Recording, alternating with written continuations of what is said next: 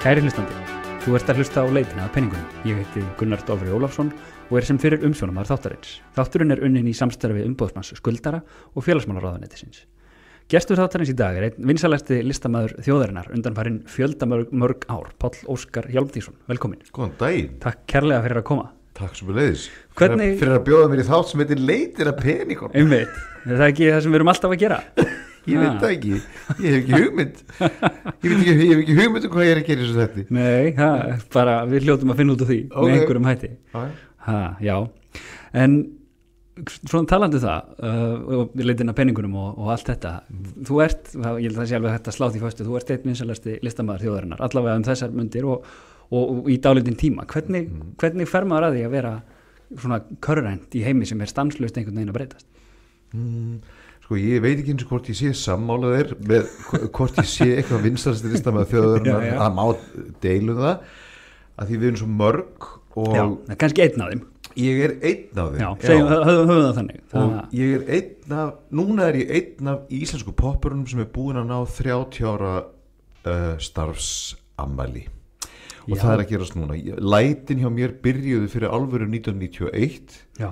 Þegar ég tryði þarna upp í Rokkihörur í MH og þá fór ákveðið hjól í gang og síðan bara eins og hjá öllum öðrum þá gengur þetta líka út á það að svona storka sjálfum sér og öðra sjálfum sér, stilla sér upp í vegg og jafnvel gera verkefni sem þú veist ekki alveg hvernig koma út og hvernig þú kemur út af þeim, taka sénsa og taka áhættur og svo er nú bara eitt sem að við öll sem að erum í showbusiness við megum ekki gleyma því að efnið þarf að vera gott. Þú veist og nú er ég poppari og ég er að gera popplög þannig að ég verð að treysta því þegar ég er að gera pop og sendi það síðan frá mér sem finished product.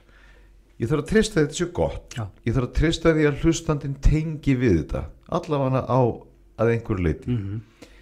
Nú getum við sest niður og grifist það hvað er gott og hvað er vont. Þú veist, af hverju virka sum lög, af hverju virka svona sumir artistar, hvað er það sem gerist? Og ég til þetta sé áslega flókið og margþætt mál. Ég einmitt fíla pop að því ólíkt kannski mörgum öðrum sem að halda að pop sé eitthvað einfalt listform, þá finnst mér það alls ekki. Mér finnst pop útheimta og krefjast mjög flókina hluta. Þetta er yfirsetuvinna, sérstaklega stúdíóvinnan og þegar stúdíóvinnan er búin þú ert búin að skila frá þér jafnvel EP-plötu eða plötu í fyrir lengd, þá þarf þetta að fara að túra með hana og þá breytist starfið í svolítið annað. Þá ertu orðinn sviðslistamaður sem þarft að njóta þess að tróða upp fyrir fram að fólk. Guð hjálpi þér ef þú nýtur þess ekki að tróða fyrir fram á hana fólk því það er eina leiðin fyrir til að búa til peninga. Einmitt, þannig kom það því. Við fundum peninga. Ástæður fyrir því af hverju ég er í þessu þætti og þannig að ég kom upp í sjálf á mig og lenskan hefur nú verið svolítið þannig. Nú er ég búin að kynna mér söguna svona ágætlega í gegnum mína eigin kollega og sérstaklega þá sem kom á undan mér og ég var góðu vinur hans Ragga Bjarna sálega og ég var svo heppinn að kynnast honum þegar ég var að spila með Millónum. Við vorum mikið á Hótel Sögu á tímabili þegar það var sem sagt súlunarsalur þar og hægt að dansa þar og þar kom Raggi Bjarna svolítið oft fram sem svona gestur hjá Millónum og svolítið magnaði að segja frá því en Raggi Bjarna er fyrsta manneskjan í heiminum sem kemur til mín og horfir í augun á mér og spyr mig Palli, hvernig hefur það í buttunni? Palli, þú verður að fara vel með peningalægina og þetta, þú veist, er það passa på peningalægina? Þá hafði hann sjálfur af fenginni sko biturri reynslu ekki farið nógu vel að ráðu sínu mjög oft í lífinu svona ákveðin verkefni sem hann var kannski pródúsera gengur kannski ekki jafn vel og kannski fólk grunaði en Raggi Bjarnall með söng og sko blítið í einhver 10 ár heil lengi, og í einhver 10 ár það var ekki fyrir en Þorgeir Ástvaldsson hringir í hann og segir hann, heyrðu, þú ert að verða 70, þú verður að halda 70 afmælistónleika og þú verður að gefa út plötu og gera eitthvað úr þessu, come on. Þá Raggi Bjarna búin að reka bílaleigu Ragnars í allan þennan tíma og verður lengur. Hann var líka leigubílstjóri. Raggi Bjarna, þú veist, var að skuttla fólki heima böllum sem hann söng sjálfur á. Þú veist. Þannig að þú heyrir, íslenski popparinn og íslenski rockarinn, hann nær að draga Björk í bú ef hann duglegur að tróða upp live. Annarkvort á dansiböllum fyrir dansandi og drekkandi fólk, eða þá eins og gerist vola mikið sérstaklega eftir árið 2000 finnst mér þegar Sigurrós mætir á svæðið að þá fóru Íslendingar að sækja sitjandi tónleika eða jafnvel standandi tónleika. Þetta var í fyrsta sinn þegar ég sá einmitt Sigurrós spila og þegar ég fór að fylgjast með NASA þegar það opnar upp úr 2001 inni á NASA lærðu Íslendingar að standa kjörir í lappirnar og aktuáli hlusta á músíkina sem var að koma frá suðinu. Fram að þeim tíma þá voru standandi Íslendingar á dansskólu oftar en ekki bara með vodka í kók. Bara hrynjandi niður. Já, það var svolítið stemningin sko. Og þannig að landslægið í allri tónlist breytist svo svakalega mikið þegar Björk slær svona rosalega í gegn þannig í kringum sumar 93. Allt í einu rönguðum við okkur hérna heima og svona byttu þetta útflutningsvara, þú veist, getum við tekið upp lög og bútið plötur eða hluti þetta út og fá að tróða upp úti líka. Þetta var svona fjarlægur draumur sko. Og mikið vildi ég óska þess að svona úrræði eins og loftbrúin hjá Icelandair og svona hefði kannski verið í boði þegar ég að poppast sem svona ungur maður þarna frá 91 til svona 2000. Ég hefði alveg þegið þessa styrki þegar ég fyrir eitthvað að þælast út í kringum Eurovision tímabili. Þetta eru ferðastyrkir, Icelandair að hvað er loftbrúi, hvernig þetta? Sko þetta, ef þú ert og úttón sérstaklega veit ég í þessu, ég reyndar aldrei unnið með úttón, en ef það koma upp talentar og ef það koma upp jafnvel heilu hljómsveitar sem hafa annað eitthvað tón eða eitthvað sound og eitthvað look sem jafnvel gæti sem fólk utan landsteinina gæti tengt við og ef þessi listamenn hafa einmitt orkuna og energið til þess að rífa sig á lappir klukkan 5 á morgnana inn á okkur hótelherbyggi og það veit ekki hvaða borg það akkurat núna. Ef þú hefur orkuna til að gera þetta og eignast aldrei börn og eignast aldrei kærasta og lifi fyrir bransan bara svolítið og þú ert heilsu og þú ert ekki að díla við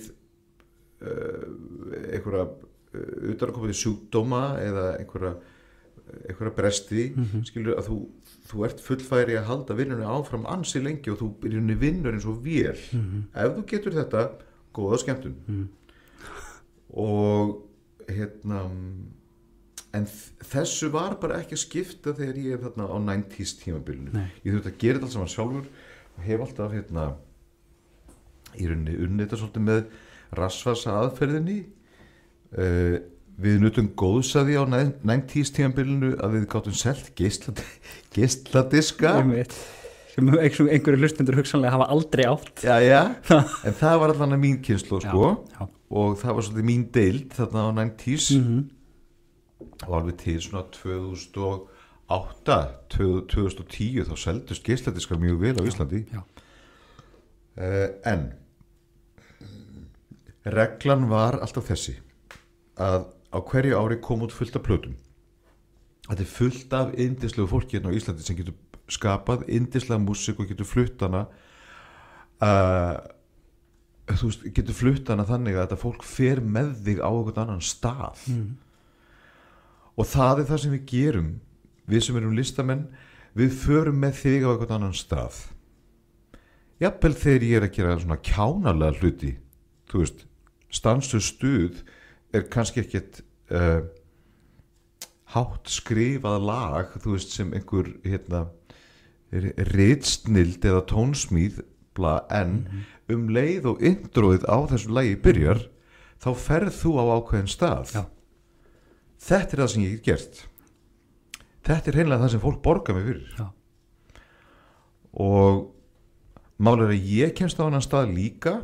Ég er svo heppinn að mér þykir vænt alla hittarana mína og ég myndi Raggi Bjarnar skipaði mér að gera það. Palli, þú mátt aldrei fá leið af hitturunum þínum. Ég er að fara að syngja en það verður ekki að horfa svona alltaf á mig í 5.000. skiptið og hann bara má ekki fá leið á verður ekki að horfa svona alltaf á mig. Svo fylgdist ég með honum á sviðinu og þótt hann væri að syngja í 5.000. skiptið, hann hrökk í gírinn leið og þetta lag byrjaði og allir í salnum trillast sko.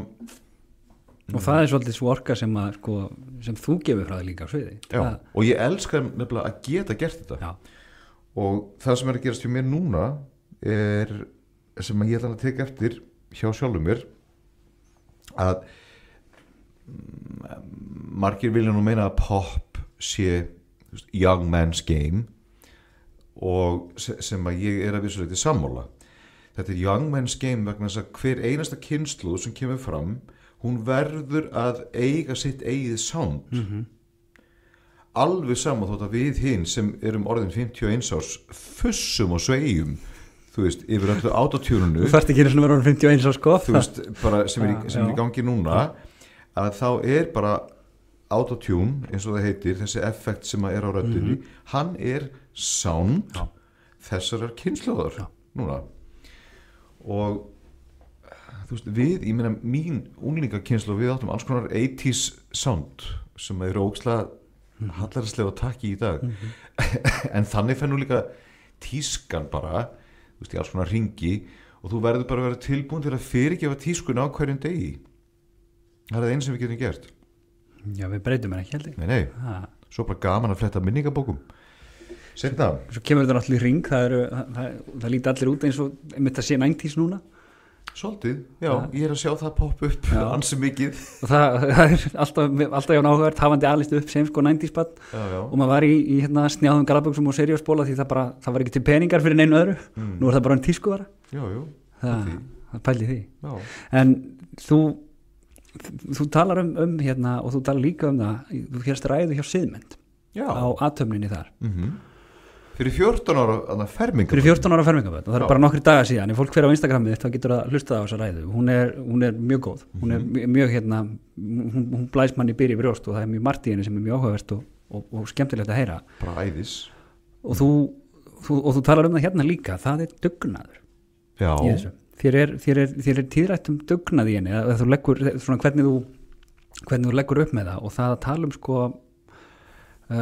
þú talar að hæfileikaríka fólkið fólk sem hefur hæfileika, það er ekkit bara með hæfileika, það er líka með dugnaði og það er svona þetta er liðið sem mætir alltaf á allar æfingarnar og bætir við æfingum og þetta er liðið sem mætir korteri og snemma á æfingarnar. Þú veist, það er þetta lið sem er á verðlunapallinum á Ólympíuleikunum sko. og það sama á við minn bransa og kannski alla, þú þarft að gera sama hlutin 10.000 sinnum og þá ertu orðin góður í honum. Þannig að hæfileikar eru svo sannlega eitt, þú verður að hafa þá og þeir koma bara mjög snemmi í ljós. Þú veist alveg sjálfur í hverju þú ert góð eða góður eða gott. Sko ég mæli með því við krakkar nefnilega þegar þeir krakkar koma til mín og spurja mig alltaf að því sama. Mæli, hvernig verður maður frægur? Það er svo fókuspunkturinn sé á frægðinni. Ekki það sem þú gerir til að vera frægur. Nei. Heldur frægðin per se. Og ég mitt svara krökkunum alltaf eins að bara kræst, þetta gengur svo ekki út á það að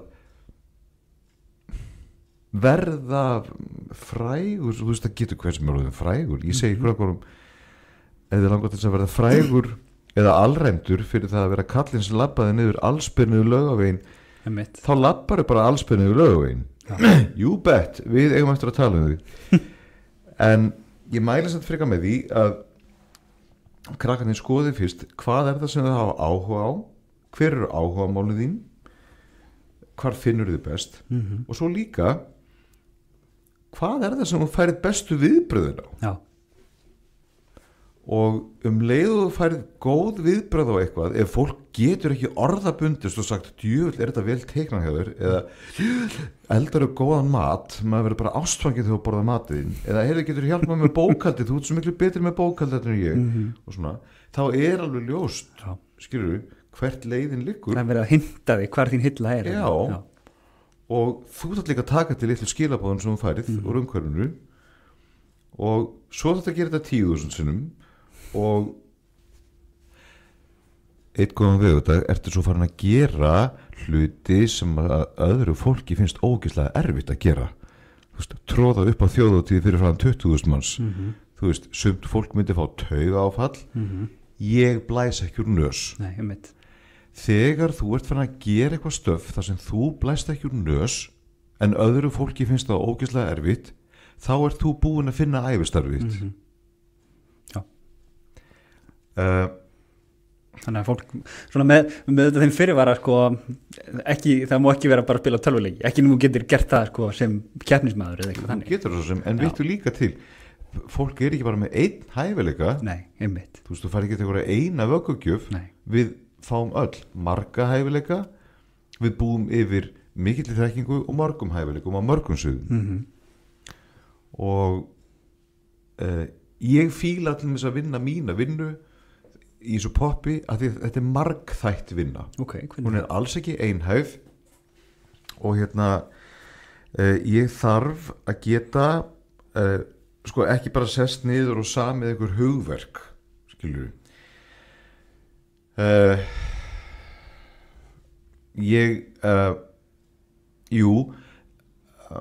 það er á mína ábyrgð að þetta stöf sem að ég er að raða saman virki, þú veist, þarna út í stóra samhenginu, og ég ætla að vona að sem flesti tengi við þetta og þykir vænt þetta, og þetta verði ógeðslega mikið í spilum bara á öllum útastöðum.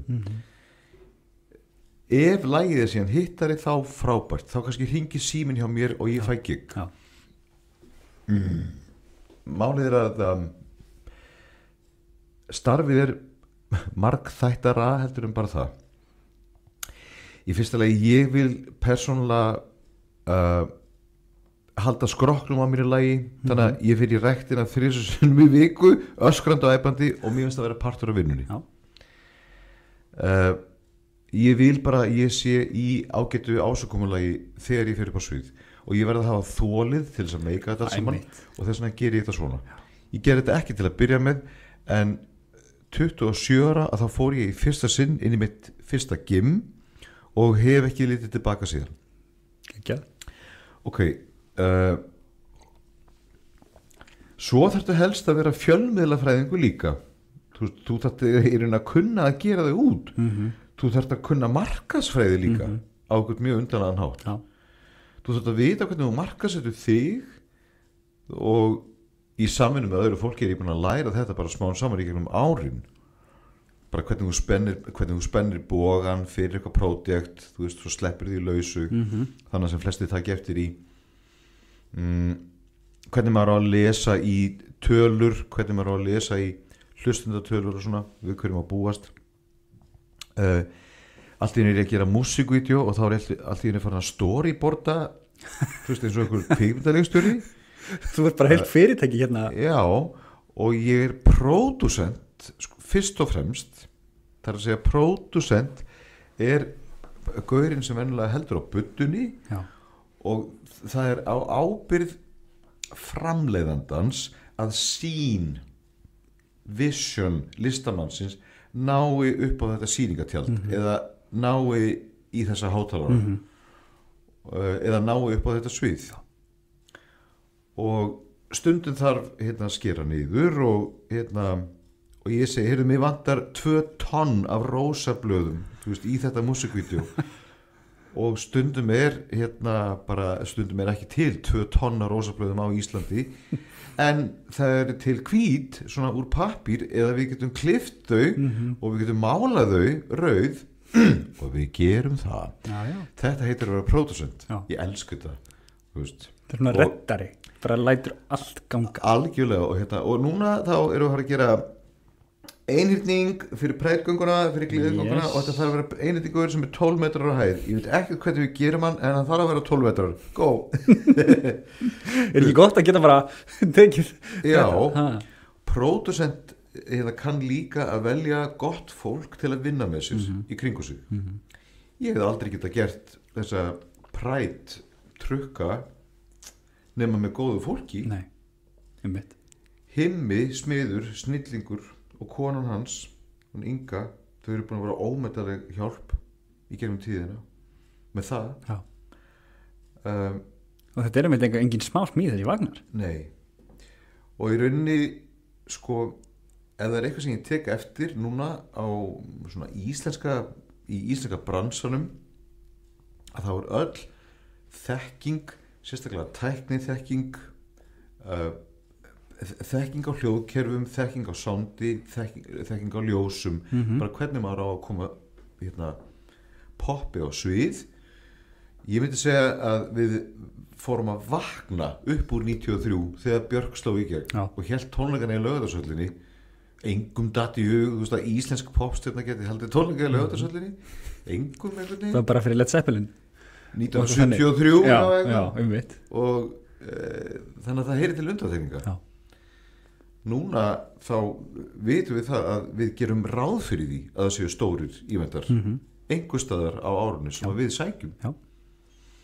Þannig að vinna núna í dag í þessum bransa miður hvernig það var early 90s svart og hvít. Þú veist ekki hversu mikið hefur breyst á síðustu 30 árum. Fagmennskan var miklu meiri. Upp í topp, já. Allstaðar.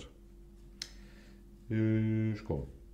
Þannig að þú heyrir, þetta er margþætt jobb. Ég þarf að hafa áhuga á svolítið mörgu. Ég þarf að hafa áhuga á textasmíði og ljóðlist, tónlist líka.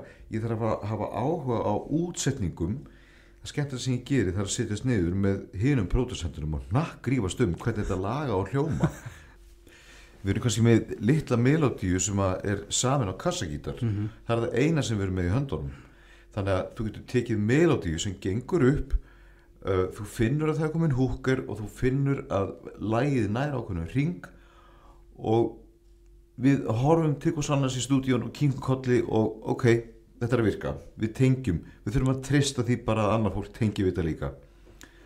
Svo sest niður og við ráðum því hvort það verði kassagítarsballaða eða þú veist, eitthvað pínu búm búm, eitthvað beat á þessu, eða trommu, bassi, gítar, keyboards eða einhver lush strengjaútsetning eða bara elektro frá grunni með einhverjum hljóðum sem þú aldrei heyrt áður af því við þurfum að búa þau sjálfur til frá grunni.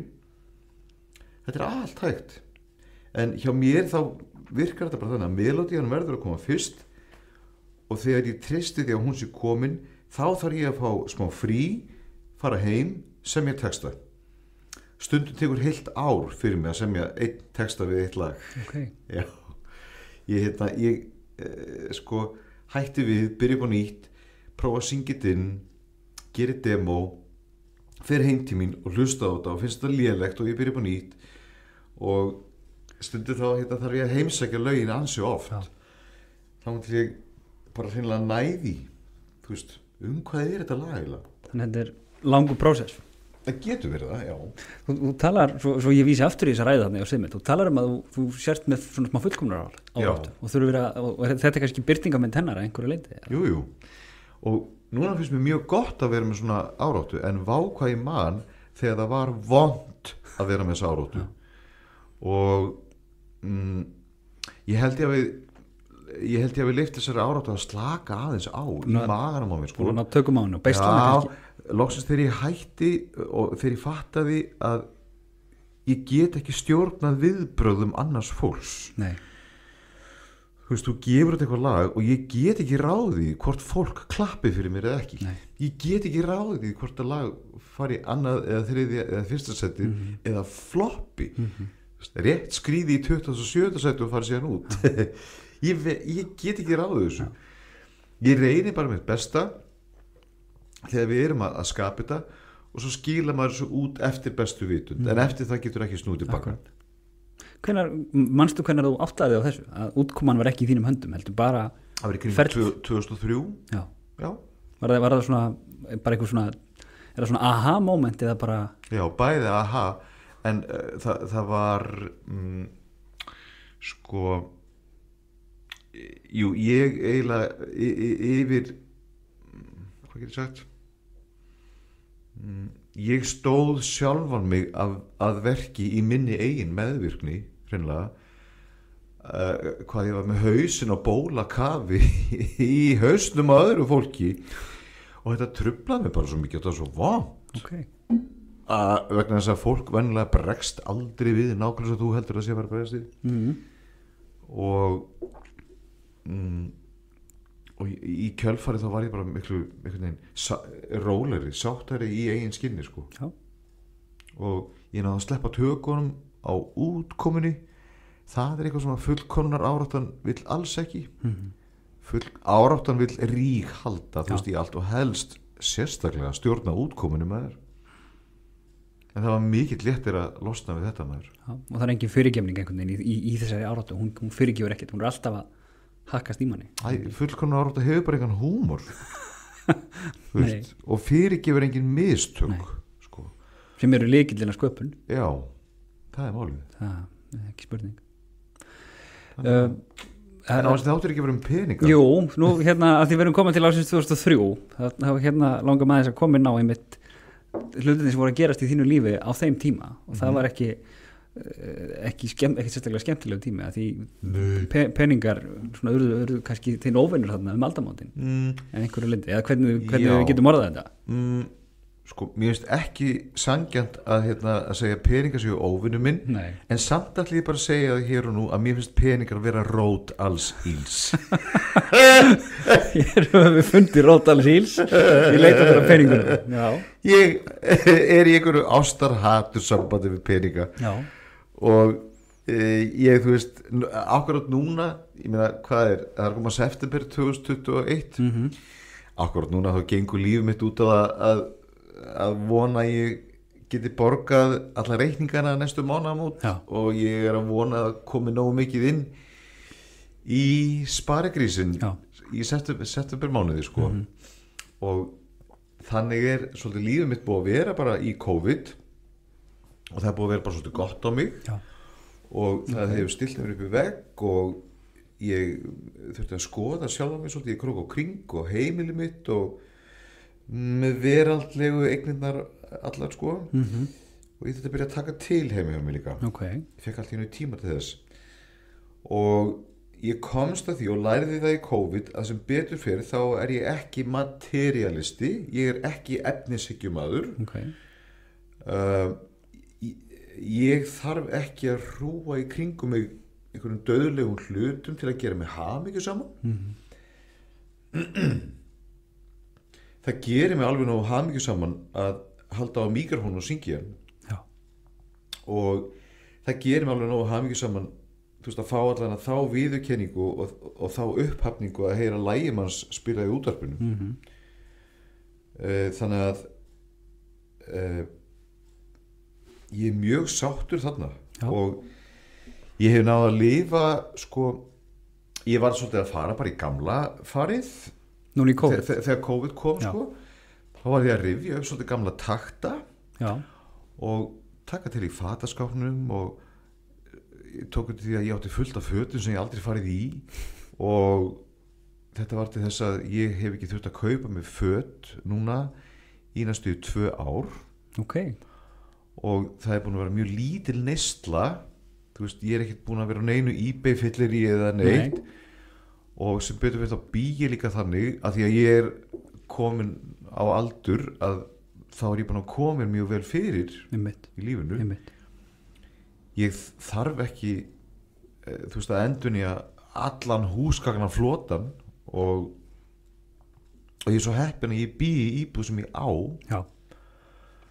og veistu það var eiginlega bara það eina sem ég vildi það var svona eina krafan sem ég gerði til mín og míns lífs að mér langaði til þess að eignast íbúð og borgana alveg upp í topp og eiga íbúð alveg eins og pabbi og mamma gerði í gamla dag og ég náttúrulega fæðist árið 1970 í Vesturbænum í Reykjavík og pældi því að þá hann pabbi eina fyrirvinna heimilisins. Hann vann í útvegsbankanum í móttökunni í herberginu sem var litla andirið sem var fyrir utan skrifstofuna hjá bankastjórunum. Þar kom fólk spariklætt til þess að fara á hnén og biðja bankastjórunum lán og pabbi var svolítið í því hlutverki bara held ég að róa liðið niður og vera bara góður host og hann vann þetta alveg frá því að hann var 16 ára sko.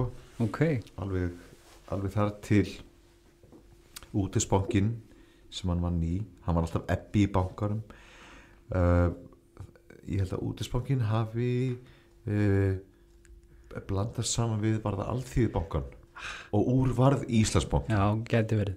Þetta hefur verið cirka 86, 87. Ég ekki nógu góður í bankasögu sko. Og þannig að þetta dugði, þú veist, og ég yngstur af 7 systkinum. Þannig að þetta 9 manna fjölskylda í 100 fermetra íbúð á Sólvallagötu í Vesturbænum. Og ég held að pabbi, hann var aldrei einhver businessmaður, hann var fyrst og fremst listamaður. Tenorsöngvari, hetjutenor. Og mamma að samanskapi var ekki einhver businesskona, en þetta varð bara að ganga upp og dílinn var að mamma fekk þessa ávísun sem pabbi kom með alltaf hver mánaðamót og hún lét þetta duga, hún lét dæmið ganga upp. Og hvað gerur þau með 7 börn inn á heimilinu sem þýðir að það eru 9 svangir munnar á hverjum degi 3 á dag og svo fóru barnabörnin að koma þegar ég 2 ára þannig að og barnabörnin hrúðust inn sko mamma nefnilega hélt dagbók þar sem hún handskrifaði inn með blýanti hverja einustu krónu sem var notuð þann daginn og í hvað hún fór. Það magna. Þarna hafði mamma 100% yfirsýn yfir hvað var í gangi. Þetta var það eina sem þurfti til. Henni tókst að reka 9 manna heimili alla þennan tíma, aldrei urðu við svöng, aldrei tóku við eitthvað eftir því að við varum eitthvað blöng það var ekkit verið að splæsa þú veist einhverju á hverjum degi syngt og heila þetta á okkur krakkarna og ég man að því þegar ég bann og að fara með mömmu í bæinn benda eitthvað nammi, mamma keiftu svona, keiftu þetta þá sagði mamma alltaf, við sjáum nú til ég hata þetta svara við sjáum nú til, ég veist að það þýttir nei og þannig að ég er svona sór þess eið að þegar ég er stór að þá ég myndi kaupa mér alltaf allt það nammi sem að mér sýndist og hef staðið við það. Þú staðið það? Já, það er alltaf til nammi í nammiskálinni heima ég passa på það já. Og en þetta hefur verið meiráttar sko meiráttar afrek hjá mömmu að meika þetta svona. Þetta er ótrúlega vel gert. Þú veist að því svo eru þau líka sko, ekki dósum á ég núna að í COVID þá auðvitað voru engin stóri tónleikar engin sitjandi tónleikar og öllu þessu var gjörsamlega kippt undan manni þetta er rauninni búið að þýða rekstrar stöðvun á heila stétt fólks og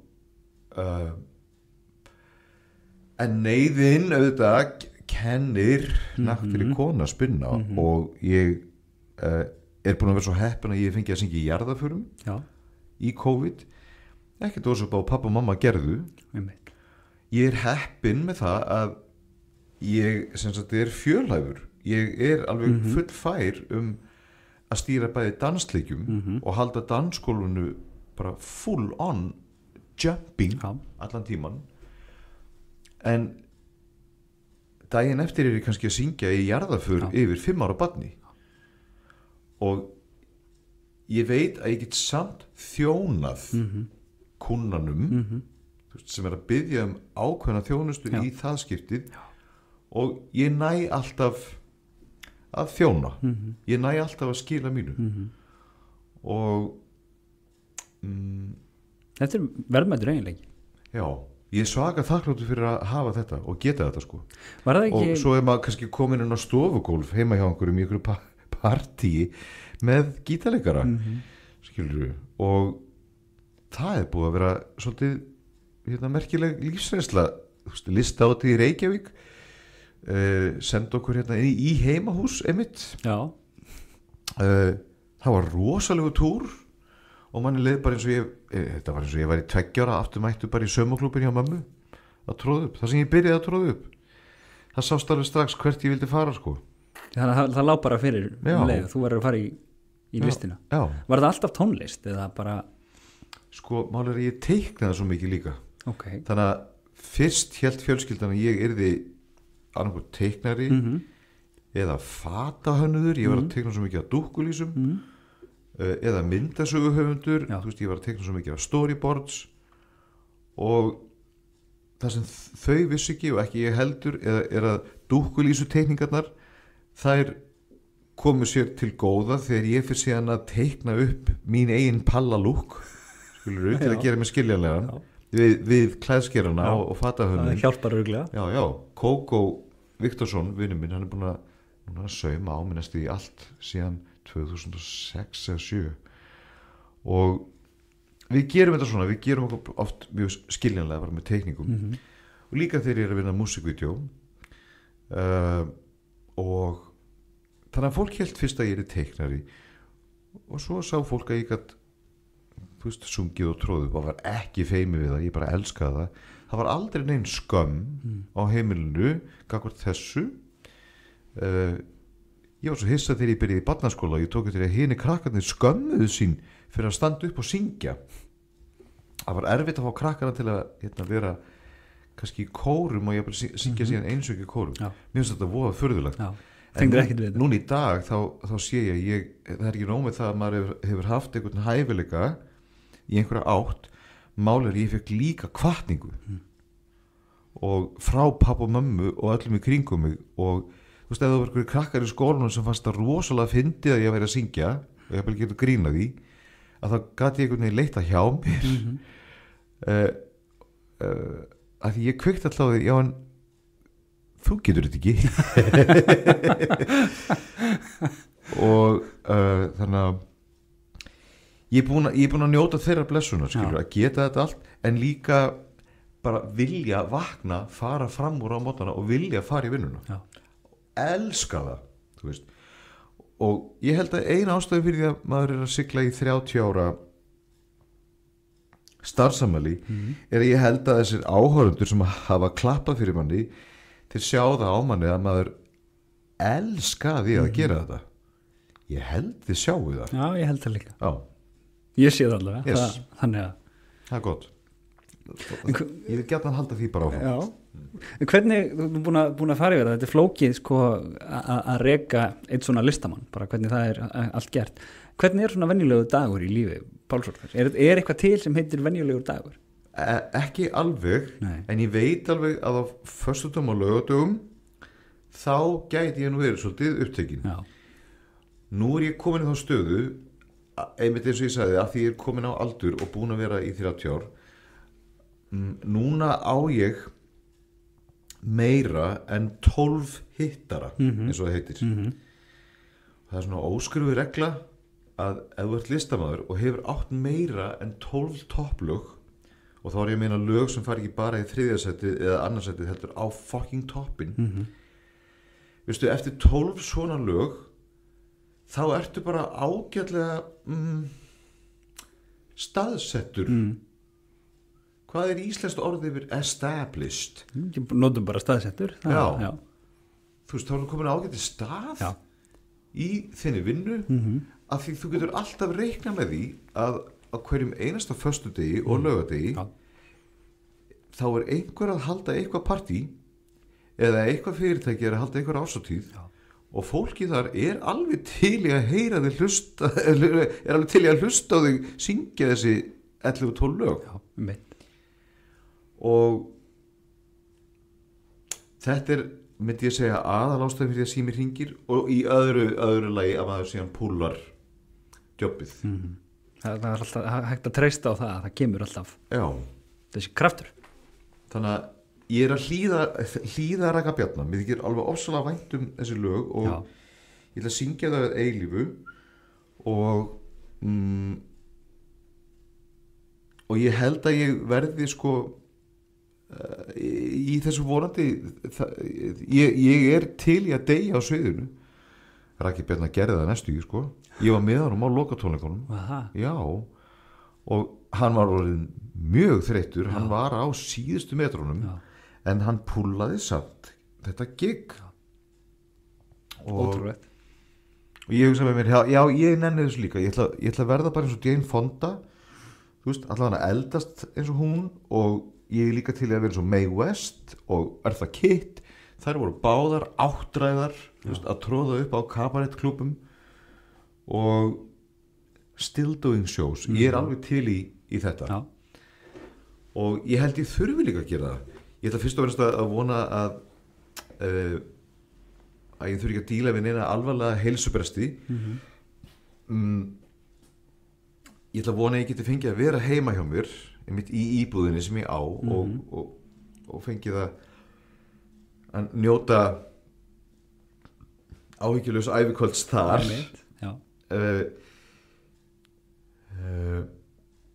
En ég meina ef ég þarf síðan að fá einhverja hjálp á gamansaldri þá myndi ég alveg fíla það að fara í einhvers konar aðstöðu eða eitthvað elliheimili sem er einhvern veginn LGBT. Heldur að það verði sér framtíð? Já, það verða einhvers konar svoleiðis úrlausnir fyrir fólk. Því það er of mikið það að eldra hinsegin fólk upplifir svona ákveðið mótlæti þegar kemur á elliheimili, því að það er kannski að lenda í herbergjum með einhvern sem það fílar ekkert eða ég veit ekki hvað en ég veit eldra fólk sem eru jafnvel bara farið inn í skápin aftur. Nei. Jú. Og þar sem ég get það ekki tóltið erfitt fyrir þig, held ég. Ég veit það. Allavega, fólk myndi ekki trúa þér, held ég. Nei, en ég ætla að vona að aðalmálið ég ætla að vona að ég verði nógu heilsuhraustur til þess að þurfi ekki að fara allir. Ég vil fá að sjá sjálfum mig og nú hef ég farið þar farið vel með mig þannig að ég álega vona því að skrokkurinn á mig verði í lagi og svo kemur spurningin auðvitað peningana sem þessi þáttur og eins og ég sagði það, mér finnst peningar vera rót alls íls mér finnst ég vildi óska þess að peninga væri ekki til. Þetta er alversta konsept mannskepnunar í mannkynssögunni fyrir utan konseptið syndina í biblíunni. Ég sé þetta tvennt, peninga og synd. Ég sé þetta tvennt valda fólki svo ógeðslega miklu hugarangri og vanlíðan og þetta hefur eyðilagt líf svo margra. Pælingin syndina þú veist, hefur plantað svo mikill skömm í svo marga að líf þeirra hefur jafnvel aldrei orðið hamingjuríkt vegna þess að þau eru raunin að lifa eftir gildismati annars fólks þú veist, þau eru ekki að lifa lífinu sem þau eru að lifa peninga síðan sko já ég vildi óska þess að ég byggi bara í svona bændasamfélagi eitthvað þar sem að ég get þar sem ég gef mjólk og fæ ekki í staðina ég vildi óska þess að vera til en það er vist ekki að fara að gerast þannig að ég þarf bara að lifa með þessu veist, lifa með peningum en ég tók það ákvörðun örugglega þegar ég var yngri að ég ætla ekki að leyfa peningum að stjórna mér ég ætla ekki að leyfa þeim að stjórna því hvernig mér líður og ég ætla ekki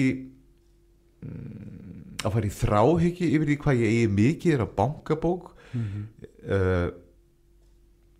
ég funkar frekar þannig að ok, ég vinn ég vil fá mannsæmandi laun fyrir vinnuna og málið er síðan að vegna að vinnan sem ég vinn er þess eðlis að ég er aldrei að gera sömu vinnuna tvisvar að þá hef ég einfallega aldrei fengið sömu laun fyrir neitt sem ég geri aldrei, þetta er alltaf nýr samningur sem ég gerður bara í hverju símtali og ef ég gerir 200 gig á ári þá er ég með 200 forstjóra þú veist, eða 200 kúnna fyrir eftir hvort þú lítur á þetta sem forstjóra eða kúnna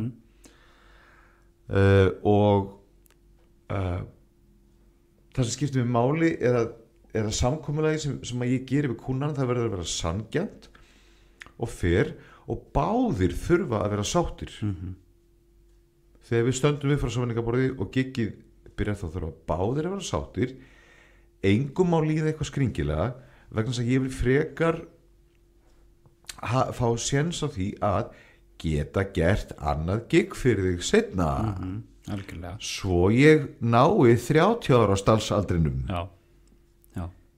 ég er löngu búin með hringin ég er búin að tróða upp örugglega fyrir hvert einasta fyrirtæki sem spila fyrir alla Íslendinga á einhverju tímabúti þú veist, örugglega 2 svar reyndar er svolítið gaman að því ég hef svakalega gaman að því að það sem ég mest hissa á er að litli krakkar er að kveikja manni alltaf aftur og aftur með hverju einasta lagi núna gaf ég út lag með einum rappara sem heitir Birnir spurningar er það ekki? Á þessu ári, spurningar og veistu, litli krakkar 12-13 ára krakkar eru eitthvað að kveikja á mér þau eru að fatta núna hver ég er sko af því það er svo auðvelt fyrir þau núna að fara bara og googla mig og þá allt í einu blasa við 30 ára músikvídeóum og og alls konar sjónvarpsþáttum sem maður hefur komið fram í og svona og allir þessi lög sko þannig að ég er svaka gaman af því að það sé ný kynslóð alltaf svona banku upp á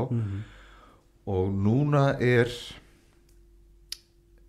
hef ég sérstaklega gaman af því að upplifa það svolítið á eigin skinni að það er komið ný kynslóð af tónlistafólki sem börn þau voru börn að hlusta á mig þegar ég er að poppast eitthvað á 90s tímabili þannig að þú ert influencer í fyrir það tónlist ég er orðinn Raggi Bjarna hjá þeim og bílalega Pálsóskars liggur við ég er ekki ennþá búin að stofna bílalegu en vá hvað ég get orðið þeim innan handar og vá hvað ég passa upp á það að vera smá Raggi Bjarna við þau nú er það ég sem spyr þau þú veist, farðu vel með buddunniðina hvað ert að gera við peningarniðina þú veist, ert að kaupa þér íbúð og þú veist, ég verið svo heppinn í lífinu að mín allstærsta blessun í lífinu ef það kemur eitthvað upp þá nefnilega hef ég náð að horfast í augu við það þú veist, sjá það á lofti sjá hlutina eins og þeir eru en ekki eins og ég held að þeir séu og svo fer ég í málið þú veist, og reyna að vinna mig út úr klemmunni sem ég oftar en ekki kem sjálfum mér í og ég gruna að þetta sé nefnilega frá mömmu maður setur bláu dagbókinu sem hún var með heima það var pínlítið svona blá dagbók með útvegsbanka merkinu utan á og ég skil núna mæta vel hvað mamma var í raunin að gera alltaf þegar ég hef lent í einhverju klemmu eða ef ég fæ hnút í magan eða skil ekki alveg hvað er í gangi framvindan er of flókin og þú veist það eru of margar personur og leikendur í þessu leikriti og ég veit ekki alveg hver byrjaði á þessu og þú veist og ég veit að mér líður bara ekki vel og ég hef áhyggjur sko góður kvíðarspírall hjá manni albesta sem ég geri nefnilega að taka blað og blýant fucking setjast niður við borð og skrifa niður það sem ég er að hugsa ég get jafnvel dálkaskipt í ekki dósa á mamma gerði mamma skrifaði sko detaila eins og Palli fekk 50 krónur til að fara út í sjoppu og kaupa bland í poka eftir standa sko 450 krónur af þessum 500 sem ég á eftir til að lifa út vikuna hún var alveg svona þetta magna og ég ef ég fæði hnút í magan einhverjum og sérlega ef ég fengi hnút í magan yfir peningamálun albesta trikk sem ég geri er að ég skrifa nefnir einn dálk yfir peninga sem ég á núna, hvað á ég fast í hendi síðan ger ég annan dálk sem hversu miklu peningar á leiðinni. Ég kíki í dagbókina og ég sé ok, hvað eru mörg gig framundan í þessu mánuði hversu mikil innkoma á leiðinni hvað á mikið aftur að fara kostnað hvað fyrir mikið á sig skatta ég er hvað stöður mikið aftur þetta mér og svarið venjulega hei, þegar ég kíkja á dálkinn sko yfir skuldirnar þú veist, fullt af gluggaumslögum eitthvað og ég þú veist og ég var bara með hjartslátt yfir þessum gluggaumslögum oftar en ekki kemur sama svarið úr þessum blýantsskrifum mínum þetta reddast alltaf oftar en ekki á ég pínu meiri pening en ég átti vona á þú veist og ef ég sé fram á það og ég nái ekki að borga akkurat þennan reikning akkurat núna veist, ég tek upp síman og ég hringi í skuldunautin ég bara segi hæ þú veist og síðan tel ég upp þetta er að fara að gerast ég get borgað þér eftir mánuð er það ok og þá get ég borgað þér að fullu sko það er þetta sem ég minna með því að þetta er svo dásamlegt verkfæri bara blað og penni að geta sest niður skrifa þetta niður krónu fyrir krónu raunverulegar krónur, raunverulegar upphæðir ekki bara einhverjar krónutölu sem breytast síðan í spagetti í hausnum á þér og þú keks ruglar af áhyggjum ég held að ég gæti þetta ekki öðru sinni að setjast svona niður og bara skrifa þetta frá mér og ég meina oftar en ekki þá er lendingin bara allt í lagi og þetta er nákvæmlega það sem gerist núna í COVID allt í einu ranga ég við mér og það er búið að stöðva járbrautarlestina það er bara hart í bak handbremsa búið engir afmælistónleikar af þér neitt veist, og fyrir það er ekki ennþá búið að halda þá þú veist, ég fæ að telja núna í mars 2022 í Háskólabíó búið að bóka sælu allt jú, fyrir löngu síðan, það er búið að selja 3 tónleika þessir elsku áhörundur eru búin að bíða með miðjan sína næstum í 2 ár það er ótrúlega mikið þolinmæði sko. alveg einbeittur brotavilji þar og sko þannig að stóra svona lífsviðurværið fór en ég náði samt að róa ég naut góðs af til dæmis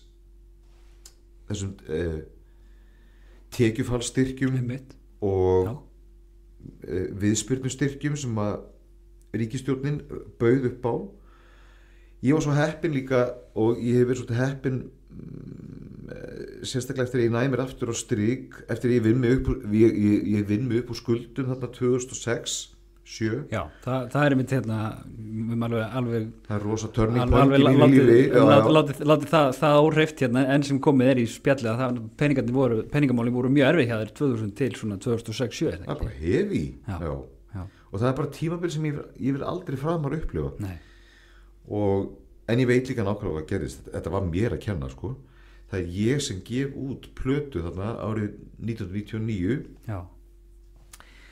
og ég gef hana út í meðvirkni að því ég varð að tróða út plötu á jólamarkaði 1999 bara Palli, þú verður að koma með plötu þetta voru raddir sem ég heyrði í kringum mig og ég var að vinna með ógeðslega flottum pródusentum ég var að vinna með flottustu pródusentunum bara sem við vorum á en allan tíman og meðan við erum að vinna plötuna þá var ég alltaf með hnút í maganum ég vissi alltaf allan tíman að það væri engir hittarar á plötunni ég fór þvert gegn betri vitund ég var að mynda að skoða þegar ég var að undirbúa mig til að hitta þig hérna ég held ég að vera að skoða þessa plötu ég kannast ekki neitt á þessu lög nei, þú veist og að því platan er hálfbökuð ég tek hana hálfbakað úr ofninum ég hefði ekki átt að gera þetta ég hefði átt að liggja eins betur yfir þessu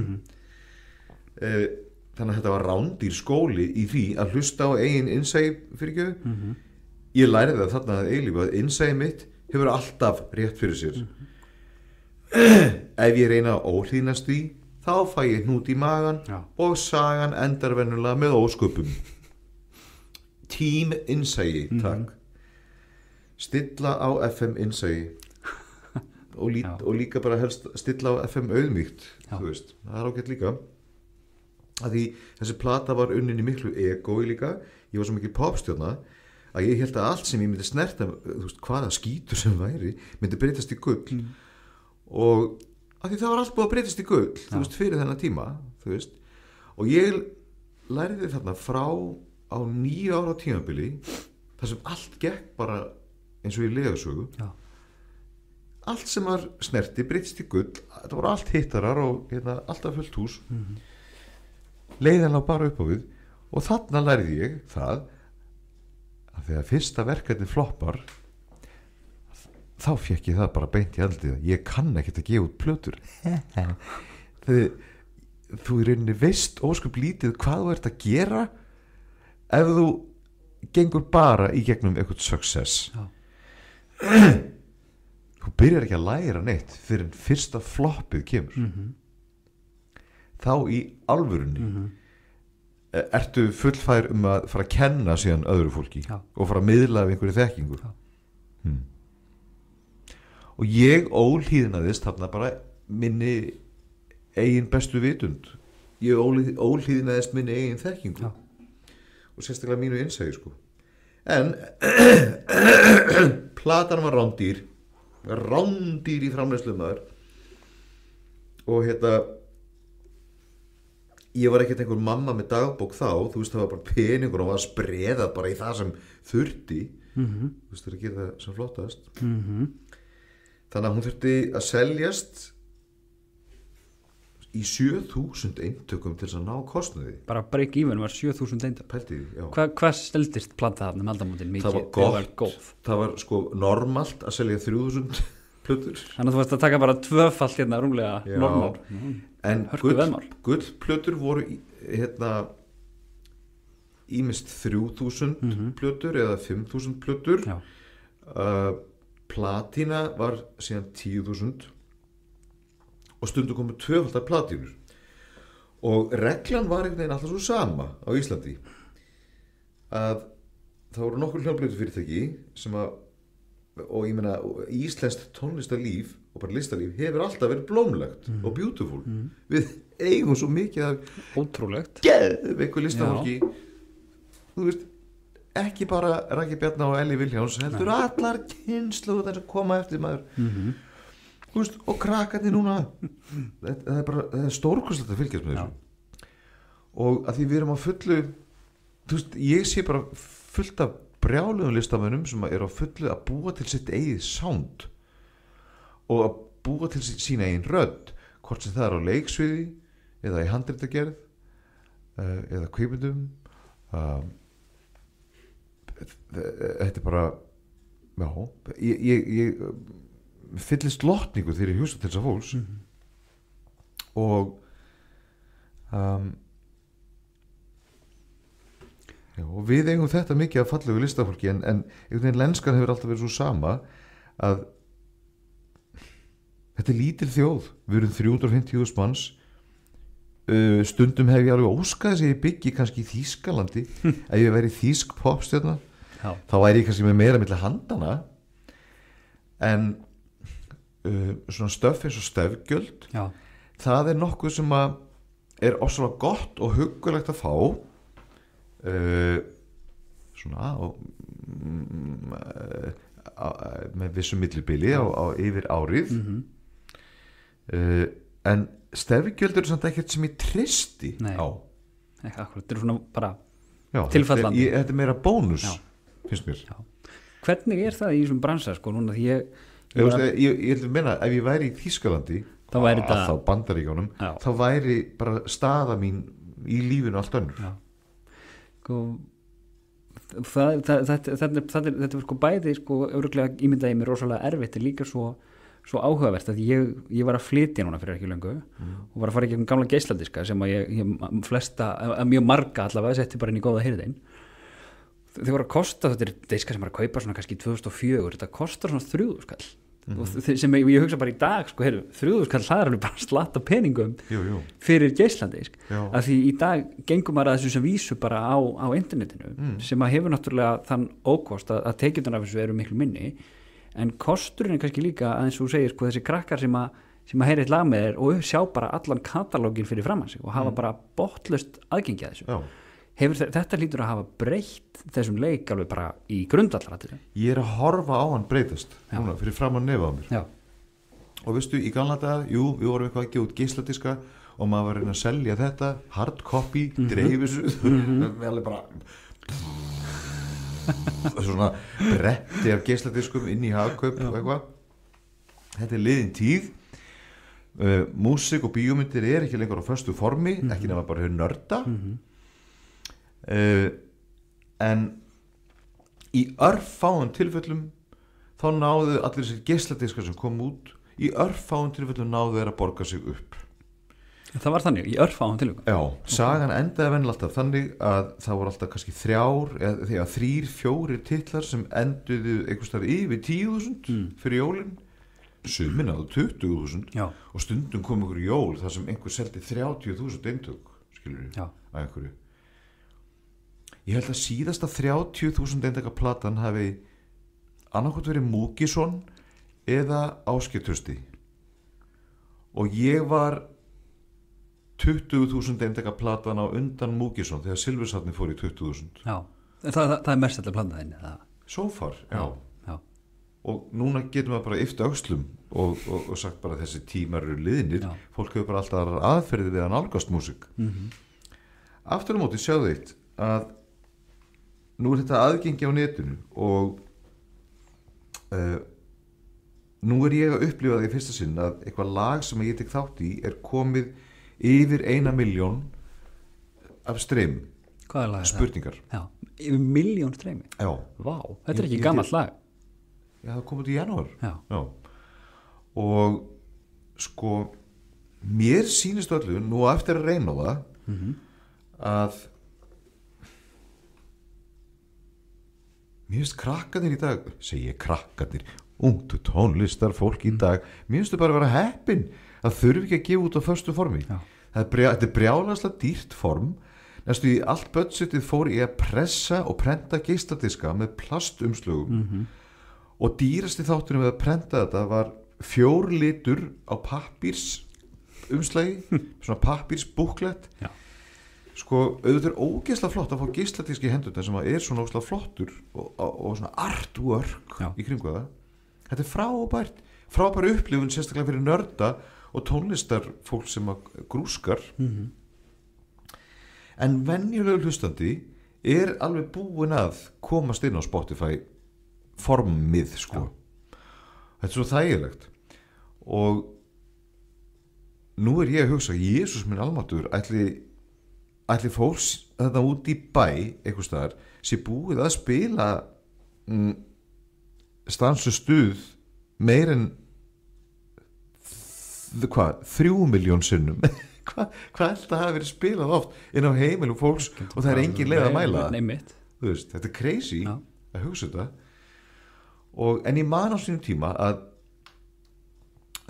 ég fekk nú sjaldan laun fyrir plötuna sem ég gaf út ekki fyrir en árið 2007 fyrsta platan sem kom út í Plus var reyndar plata með henni Móniku hörpuleikara sem við gáum út 2001 hún var réttum yfir núllið ekkert eitthvað brjálæðslega en við fengum laun og plötuna mínar hinnar voru nefnilega þær floppuðu ekki þær náðu break-even það var bara þessi eina plata þetta 99 sem var floppa svona rosalega þetta var svo mikið sjokk og þannig að ég get heilt yfir litið tilbaka og svona kinkað kolli og verið mjög sáttur við að allt sem maður hefur komið nálagt hefur bara náð kostnaði og ég hef náð að tölta áfram bara ágætlega en þetta er geggja áhugavert að því sko maður svona ég hafði ekki átt að má því hvað í rauninni geisladiska útgáfa og útgáfan var þá á þeim tíma líka einhverju leiti bara markasetning fyrir tónleika eins og þetta er orðið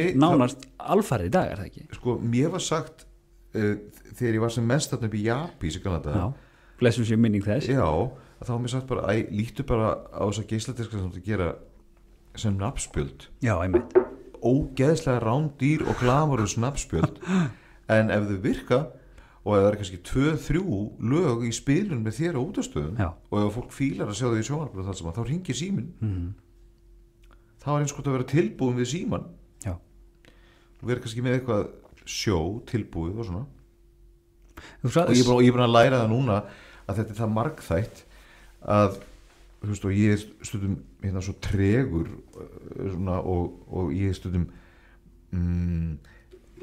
sé sjálfan mig í einhverju kolvitlausu ljósi, þú veist, ég er svolítið fattlaus, það þýðir þetta til að þegar ég fekk að gera Rocky Horror aftur með þá professional fólki og leikurum í Borgarleikhúsinu og svo fyndi að fá að vera með þeim eitthvað allt í einu, þú veist, ég var eini amatörinn á sviðinu umkringdur professional leikurum og það er þá sem ég ranka við mér og fatta, mikið svakalega er mikið af þessu poppi sem ég er búin að vera að gera hingað til og svona tónleikar sem ég hef haldið, rosalega er það mikið leikhús, þú veist, ég fattaði það ekki, þannig þarna ég var alveg lokar á það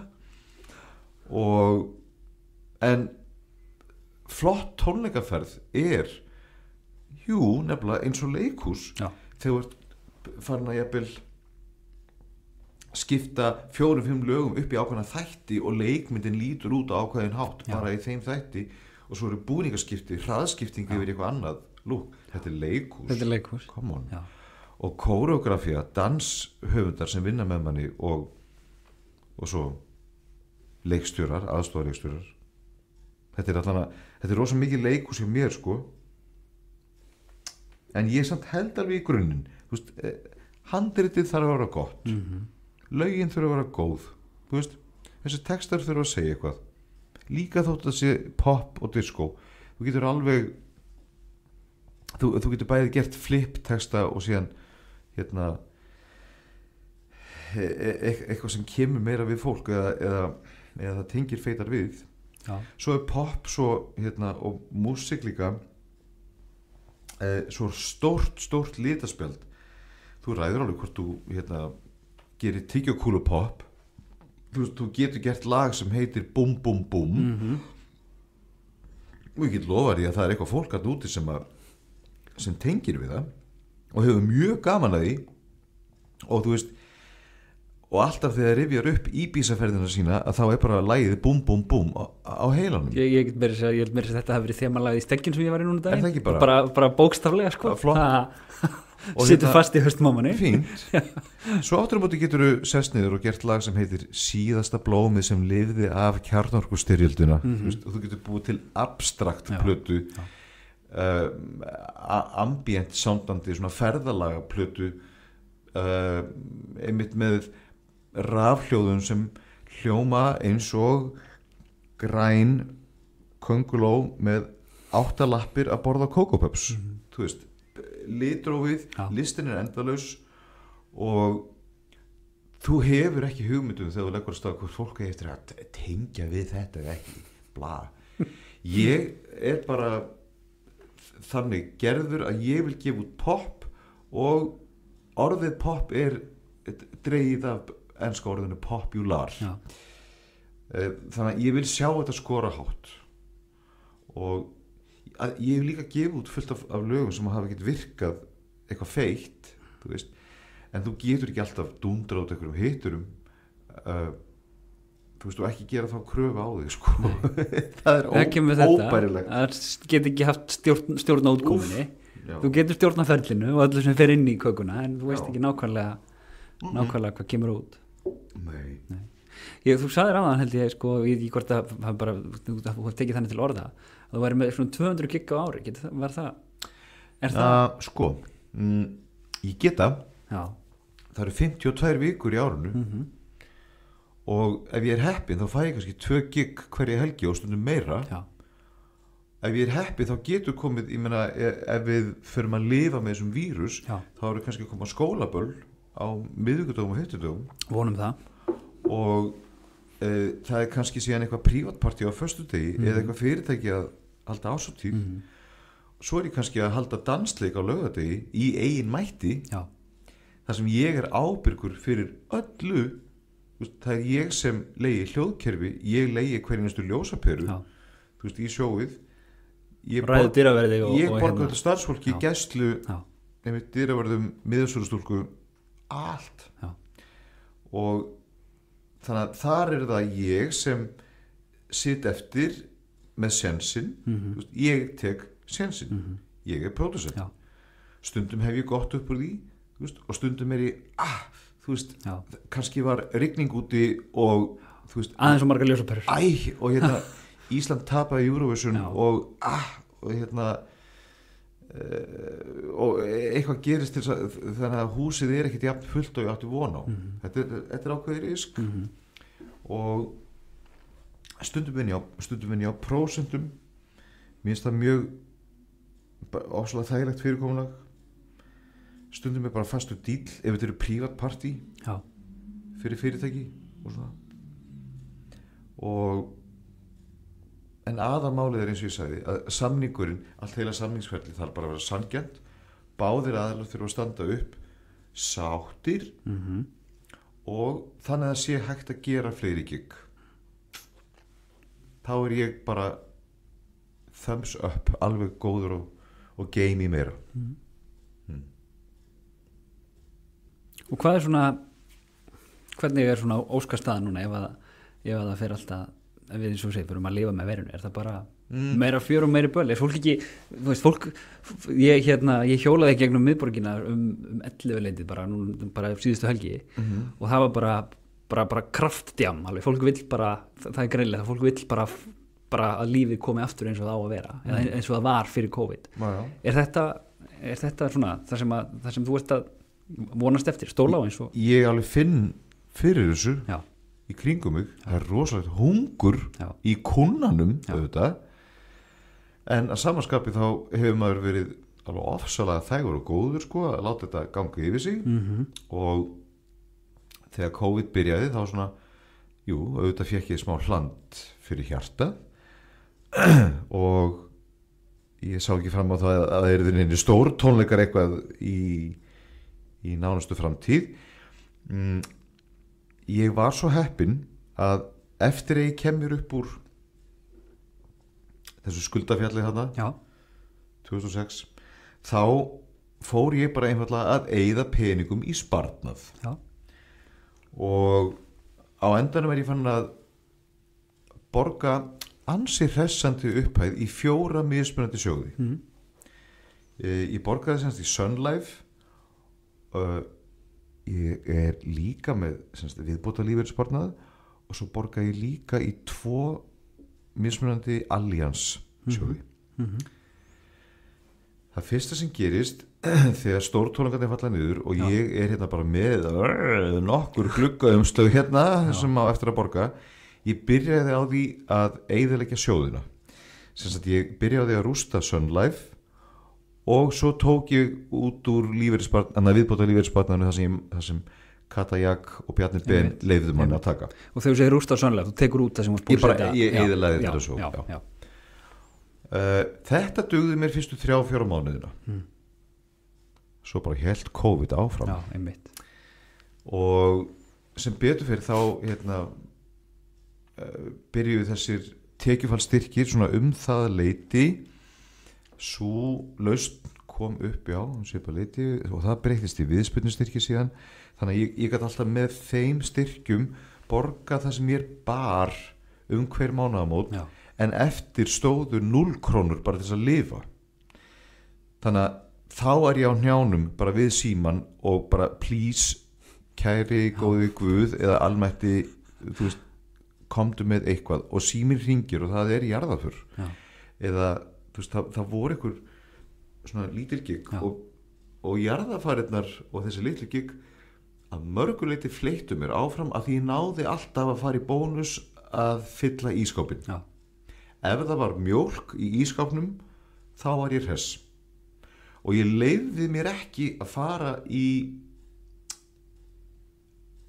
gömlu góðu áhyggjurnar af peningum ég nefndi ekki ég er búin að prófa að hafa áhyggjur af peningum og það eina sem ég lærði þetta eru bara peningar ég varð að taka alveg himinn háan ég þurfti að hringi í Íslandsbanka og ég þurfti að fá ansi háa okkur ég búin að gleyma hvað það heitir yfirdráttur, já. Svona er ég klár í peningum þú notar yfirdrátt svo lítur og veist ekki einu hvað hann heitir nei, það heitir eitthvað þetta er eina ástæða fyrir ég þorði ekki að mæta í þetta viðtal af því ég veit aldrei hvað peningar heita þú veist, maður heyrir einhvern orðaflaum, einhverja kínversku í einhverjum fréttaflutningi eitthvað svona mikill hagnaðar á fyrsta ársfjórðingi eitthvað, þegar þetta tungumál byrjar þá fara eyrun á mér í eitthvað auto-shutdown þú veist, þetta er bara kínverska við reynum líka að forðast þetta eins og við getum að hafa þetta mannamáli en allavega ég tók bara galinn yfirdrátt og hann er þarna ennþá og sem betur fyrir þá má hann bara tikka fyrir mér þar til við erum lent nú er ljóst að við þurfum að fara að lifa með vírusnum hann eftir að vera eitthvað þá við deyjum þú veist það sem við hefum eftir ólífað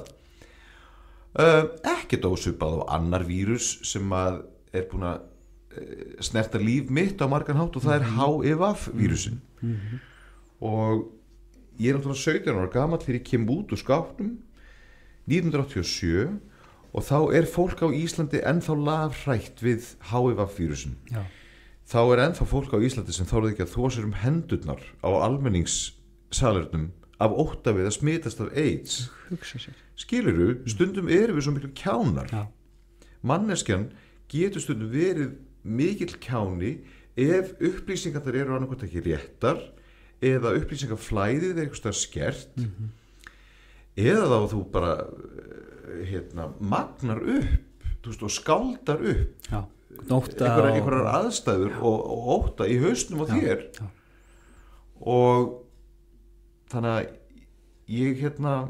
ég veit núna hvað það er að lifa með vírus við fundum á sínu tíma smokkurinn, hann veitir sem sagt 90% vörn, við getum ekki sagt 100% vörn en þetta er það besta sem er í stöðunni þannig að notum þetta og núna hafa árin liðið og núna er ég til dæmis á lyfi sem heitir PrEP það er ekki til bólusetning við HIV þótt að sé verið að þróa hana ég veit það og ég mun örugglega láta bólusetja mig við HIV þegar það verður í boði en núna tek ég PrEP sem er tafla hleðslulyfi sem ég tek á hverjum degi bara þegar ég vakna og þá hleðst þetta hleður upp svona varnarvegg í líkamannum kraftaverka lyf og þau þóra ekki læknandi þóra ekki að segja 100% en þeir segja að þessi 99% vörn sko enginn segir 100% í þessum bransa en ég sem sagt get í dag get ég ekki pikkað upp HIV sama hvað ég reyni þetta síðan virkar þannig hér á Íslandi að ég má ekki taka PrEP eftirlitslaust ég verð að mæta á 3 mánaða fresti upp á lyflækningadeild og þar er ég tekin í tékk og test við öllum kynsjúkdómum sem til eru undir sólinni og þetta er algjör snilld að það sé boðið upp á þetta svona vegna þess að við sem erum að taka PrEP hér á Íslandi við höfum bara aldrei mætt í svona mörg próf í lífinu maður spyr sig hversu oft mætti maður í kynsjúkdómapróf í Galanda fór ég kannski á ársfresti eða 1,5 ársfresti og þá fórum maður á að skít hræddur þegar síminn hringdi og maður átt að fá svarið en nú ertu bara með þetta bara næstum í beinni ég hef aldrei verið svona handviss minn status bara og mína heilsu og á hvaða stað hún er þessa stundina nú er ljóst að við þurfum að fara að lifa með COVID vírusnum og við verðum að láta samfélag tölta áfram og þar á meðal sviðslistir og líka dansiböll ég held að framtíðin verði svolítið þannig, og ég vona að hún verði þannig, að með hverjum seldum aðgöngum í það, alveg saman hvort þú setur að fara í leikhús eða á íþróttaleik eða árshátíð, mannfagnað eða dansiball, með hverjum aðgöngum í það fylgir hraðpróf eða sjálfspróf eða hvað sem við kalla það, ég held að sé 3 próf eða ekki, þetta er sjálfspróf, hraðpróf og svo PC. Já. Í svona stigvaxandi áreiðanleika. Yes. Og mér finnst ekki hægt að kúnnin sem er að kaupa svona tónleika eða leikhús, mér finnst ekki hægt að gesturinn borgi fyrir þetta próf. Nei, það er ekki hægt. Ef það á að vera þannig, þá er þessi hugmynd sjálfdauð og þá getum við hægt að reka leikhús. Já, þannig. Eða þá getum við hægt þessu bara. Já. Við verðum að lifa með þessum vírus svona.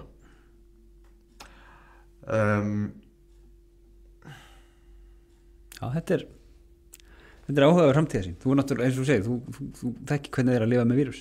Það er... Ég meina, núna erum við að sigla inn í okkar smokkatímabil. Já. Þetta heitir bara ekki smokkur, þetta heitir hraðpróf. Já. Núna. Já. Og þið sjáuð, núna erum við allan að koma með þetta tangarhald á HVV. Þannig að ég veit alveg mannkynið eftir að ná tangarhaldi á þessum vírus. Já, bara spurning hvenær. Já. Og en býtu, er þessi þáttur ekki peninga? Stundum. Þú heyrir, já, þú heyrir hvernig ég vinn og hvernig svona íslensku poppari vinnur. Eins og ég segi, ég vildi óska þess að ég byggi Þýskalandi eða Bandaríkjónum, af því þá væri ég örugglega með sundlaug út í garði, en því miður þekki ég engan íslenskan poppara sem er með sundlaug út í garði eða sportbíl á hlaðinu heima hjá sér. En værið þá líka með meira svona, værið minni pródúsent heldur þá, værið með meira bara krú í kringu þig og þú myndir bara fókusa á eitthvað minna, eða hvernig heldur þau? Ég væri að gera eitthvað sértækara þegar það væri eitthvað herdild í kringum hann, skilur, sem ég veit ekki hvort ég myndi fíla. Nei, ég held þú fílis, eða ég ímynda mér þú fílis má að vera í þessu og halda utan þetta. Ég stundum að heyra, eins og ég sagði á þann að pop er alls konar, sko. Já. Ég er líka að heyra í útvarpinu pop sem að mér bara líður eins og sé ekki einu svona samið. Þetta er ekki lagasmíð. Þetta lag var ekki samið, heldur var þetta lag ákveðið á einhverjum fundi, á einhverjum fólki. Ég sé fyrir mér kaffi latte vélina bara út í hotni. Bara framleitt. Og svo er svona flatskjár upp á vegg með einhverjum glærum, eða eitthvað PowerPoint show hvernig það er best að markasetja þessa popstjörnu og inn á hvaða markhóp hún á eftir að höfða ef að textin er svona og þetta sound er notað. Þú veist, ég heyri stundum poplög sem eru vissulega skora hátt, en þá er líka búið að hreinlega íta en þangað svona einhver peningamaskínar hreinlega sem kaupir lögin, þú veist, í ákveðna circulation, sko. Og síðan eftir ákveðin tíma þá er tökunum sleftalæginu og áhorandinn ræður hvort hann íta eftir að playa eða ekki. Og pop eru þetta búið að vera svolítið svona alla tíð, alveg frá því pop var til. Það er líka til alveg mega andlust pop, þú veist, eins og ég sagði, búm, búm, búm. En ég hef ekki hugmynd hvort fólki fílir það eða tengi við það ekki. Ef að búm, búm, búm lagið þitt fyrir á toppinn, til hamingju, njóttu vel. Og líka samanskapið að kemur svona kraftaverkakona og bara, eða kemur galdrakona eins og Björk sem tekur popsöguna og endur skrifar öll soundin, hvernig poplög eru samin, hvernig þau eru byggð upp, hvernig þau eru útsett, hvernig þau eru bara framleitt, hvernig þau eru tekin upp, hvernig músikvídeóin eru gerð. Björk bara skrifaði og hannaði blúprintið upp á nýtt. Já. Og úr verður svona fjársögakista sem að ógeðslega margir geta sótt ýmislegt í. Líka hip-hoparnir, þú veist. Og þannig að það er alveg dásanlegt, sko, að fylgjast með því. En að því íslenski popparar, þú veist að við erum hérna í þessum aðstæðum að hérna sumir maka krókin og gera mjög vel en og þú gerir það, þú makar krókin þegar þú ert hipp og cool en við þá sem halda að þú sért hipp og cool allan starfsferilinn þá get ég leiðrétt það hér með hipp og cool er bara ákveðið ástand sem varir í mjög stuttan tíma láttu mig vita það, ég var eins og hipp og cool ég veit hvað það er og hérna og það endist ekki að eilífu en þú getur síðan sko á mörgum árum búið til einhvern karakter eða katalóg sem fólk gengur síðan kannski að vísu sko ég finn samt á sjálfum mér að ég enn að þróast sem betur fyrr og ég finn að ég skulda sjálfum mér nokkur verkefni sem ég vil gera og ég þarf að gera experimental dansplötu þar sem lögin eru ekki samin sem sagt út frá kassagítar og melodíu heldur ég vil nálgast það akkurat öfugt nálgast það út frá soundunum út frá hljóðunum hljóðmyndin skiptir mestu máli og kannski er söngrutin mín þá bara eitt af hljóðfærunum ég er voða spenntur að gera þetta svo veit ég ekkert hvort ég gefið þetta út Ertu að vinna í þessu núna? Já, aðeins, eða við svona að byrja og svo veit ég skulda sjálfum mér það eftir því sem ég eldist það er eitthvað sem segir mér að þótt ég hafi kannski orku til þess að vera á dansiböllum mjög lengi fram eftir aldri þá veit ég alveg að líka mínir áhörundur sem eru jafngamlir mér þeir vilja nú frekar koma að hafa það huggulegt og setjast og ég veit að ég hef eftir að gera meira af sitjandi tónleikum það var ekki svona jólagestir Páls Óskars eitthvað svoleiðis og en ég veit alveg og ég held ég eftir að taka í svona dansiböll ansi lengi, mun lengur heldur en marga grunar sko. Þetta er bara spurning hvort ég hefði orku til að gera þetta eða ekki og orkan er bara fín og en sitjandi tónleikar er eitthvað sem ég eftir að gera meira af og ég hef örgulega verið að njóta þess að ég hef taka túr í kringum landið að mæta á öll félagsheimili og spila fyrir sitjandi fólk ég finn þetta svolítið sterkt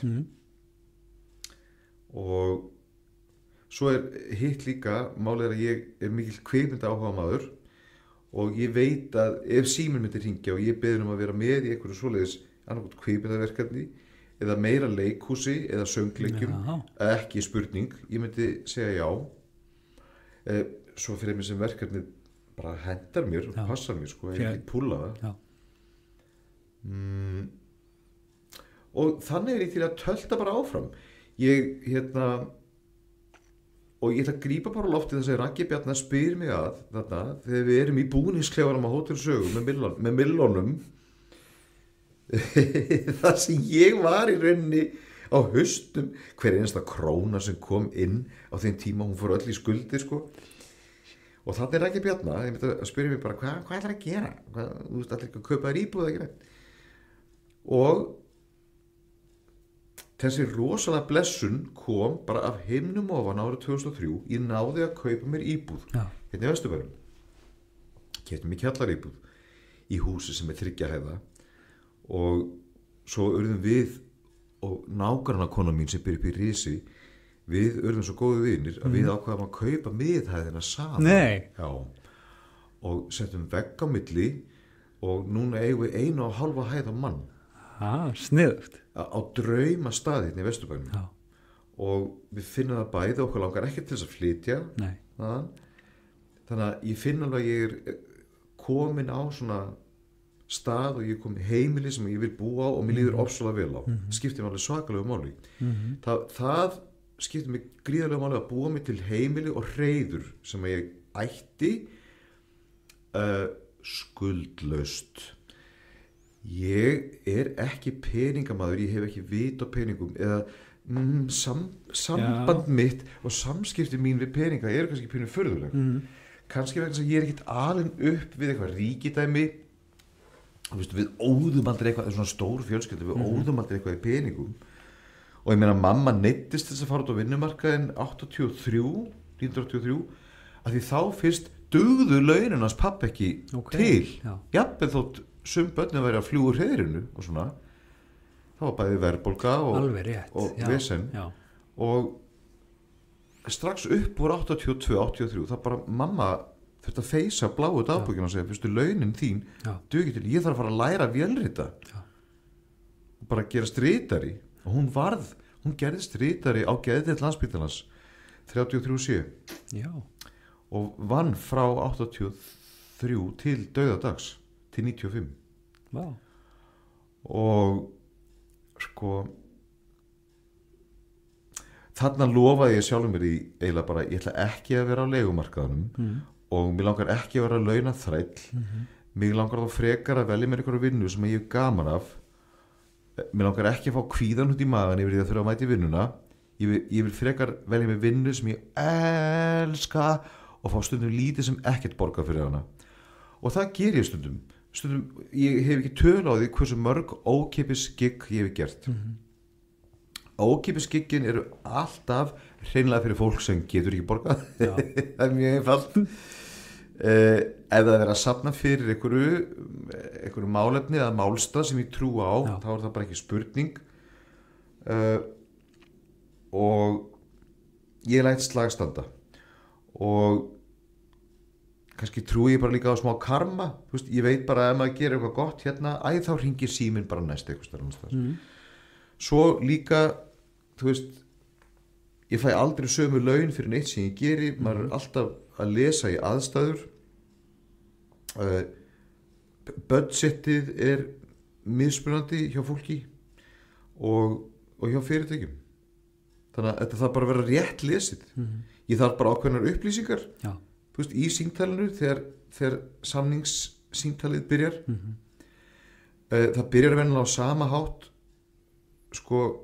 Palli, hvað kostar að fá þig í það byrjar venjulega á þessu Þú ert ekki bara með verðskrá hérna, bara matsiðil og þá segi ég venjulega fyrst þarf ég að fá svör við nokkuð spurningum hvað er þetta?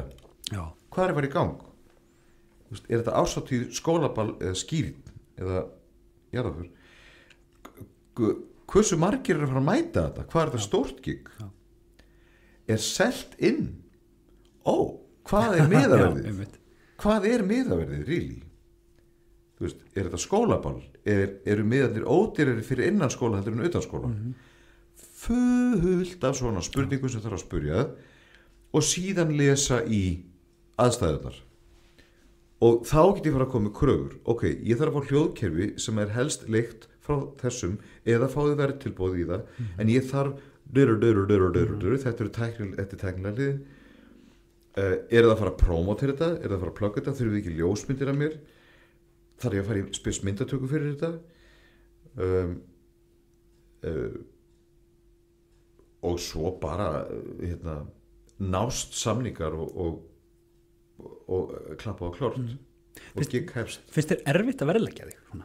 Eða ertu á 30 árum? Það var ógeðslega erfitt til að byrja með ég maður og að því hver í óskupunum stendur fyrir hann spegil og leggur eitthvað verðmætamat á sjálfan sig í krónum og aurum sérstaklega því að þið finnst peningar vera rót alls íls og ömuleg hugmynd fyrir utan syndina og síðan fyrir utan þetta versta brest mannkynsins og það er græðgi við erum með marga bresti en ég held að græðgi sé versti bresturinn að því græðgi gerist þegar þú annarkvort ert ósáttur við það sem þú ert með eða ferð í einhverju frekjukasti ferð yfir á það svæði einhvers annars eða tekur eitthvað frá einhverjum öðrum sem þú átt ekki og sem þú átt ekki skilið þetta er græðgi í grunninn og það er helvitis græðgin sem getur tendrað stríð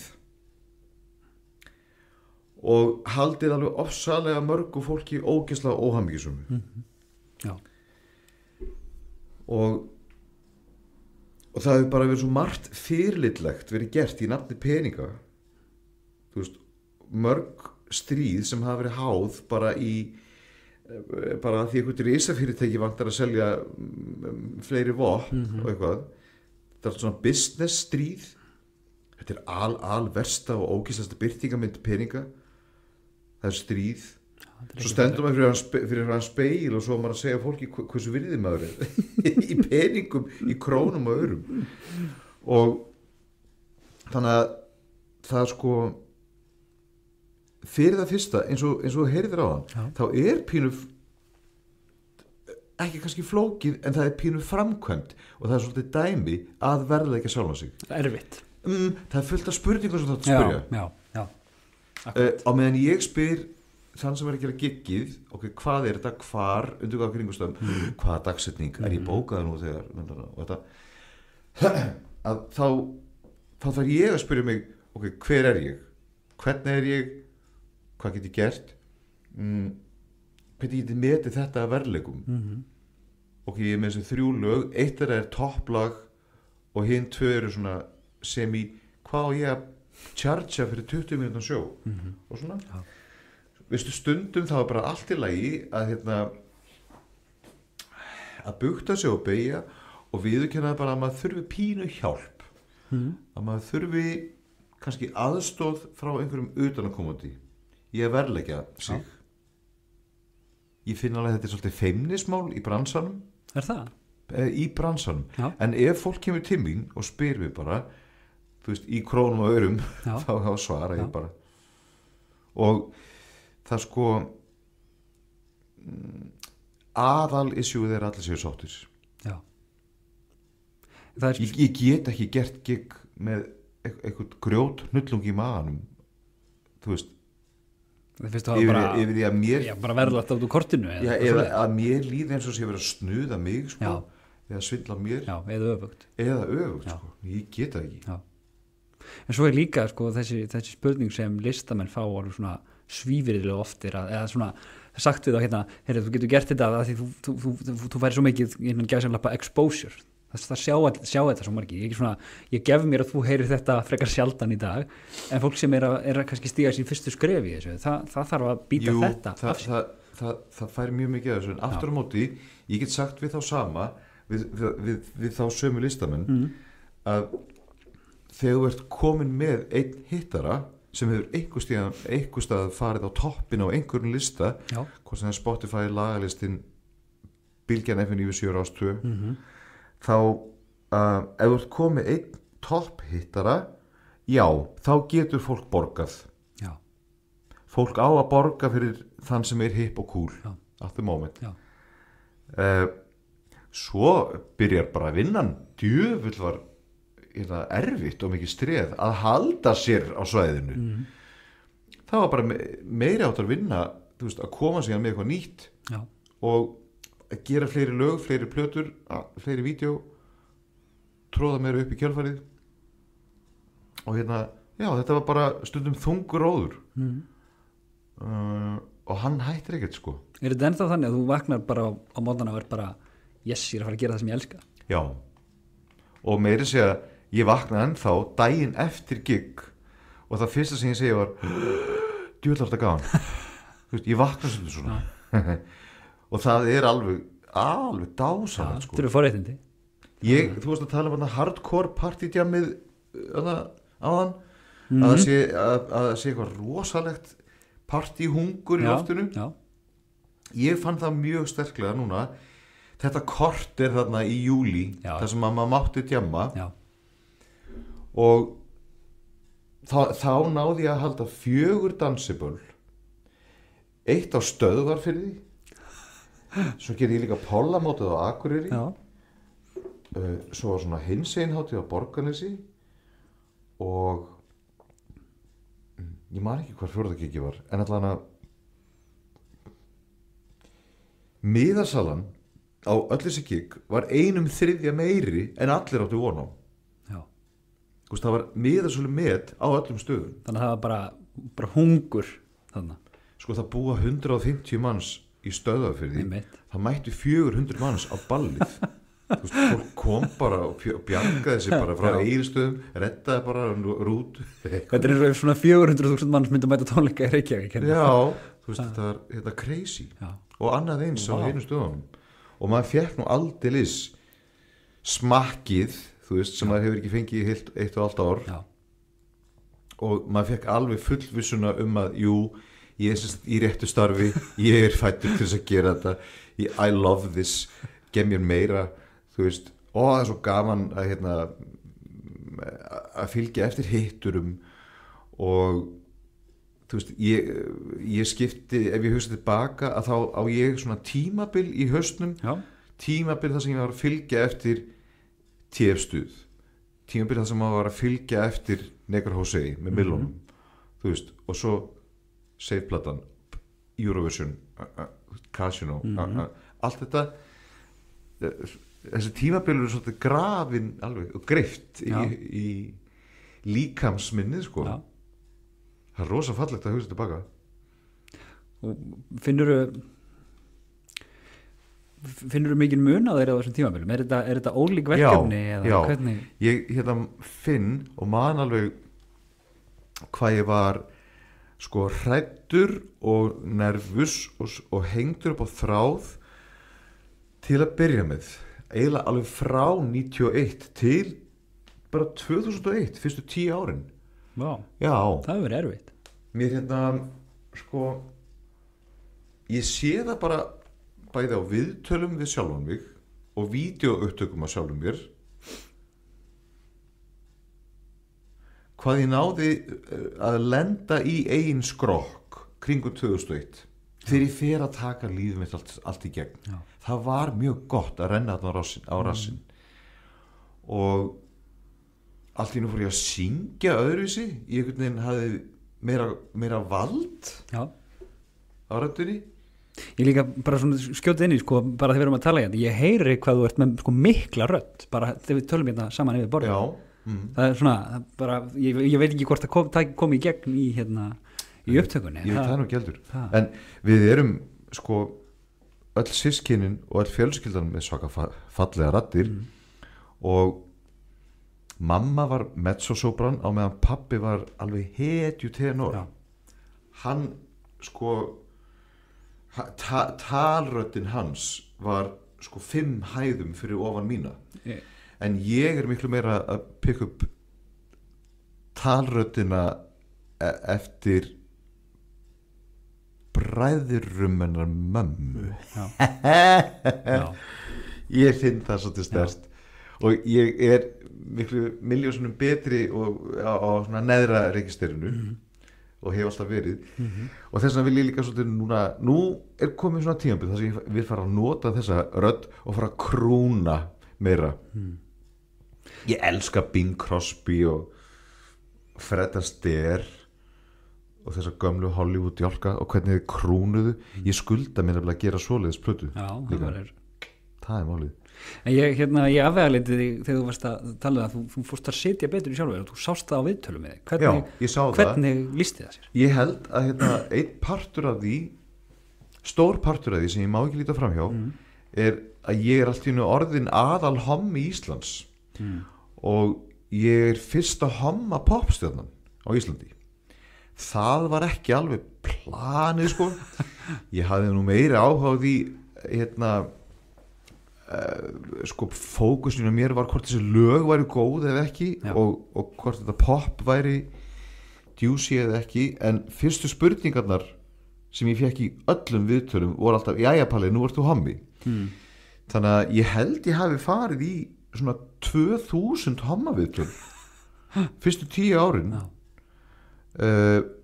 og sjaldan eða aldrei var ég nokkuð tíman spurður út í þessa tónlist sem ég var að gera. Það verður alltaf skrítið. Það voru ákveðnir blaðamenn sem höfðu áhuga á músíkinni, það er verið að gera íslenskt diskó fyrir skilur, og en oftar en ekki voru þetta hommaviðtöl og það var bara allt í lagi, ég bara tók þann pakka og reynda að svara þessu spurningum eins vel ég gat og stundum svara ég svo algjört fíbl, en það vissi jafn mikið og reynstu maður oftar en ekki. En það sem var svo mikilvægt við þetta og það sem ég vissi ekki fyrir en eftir á er að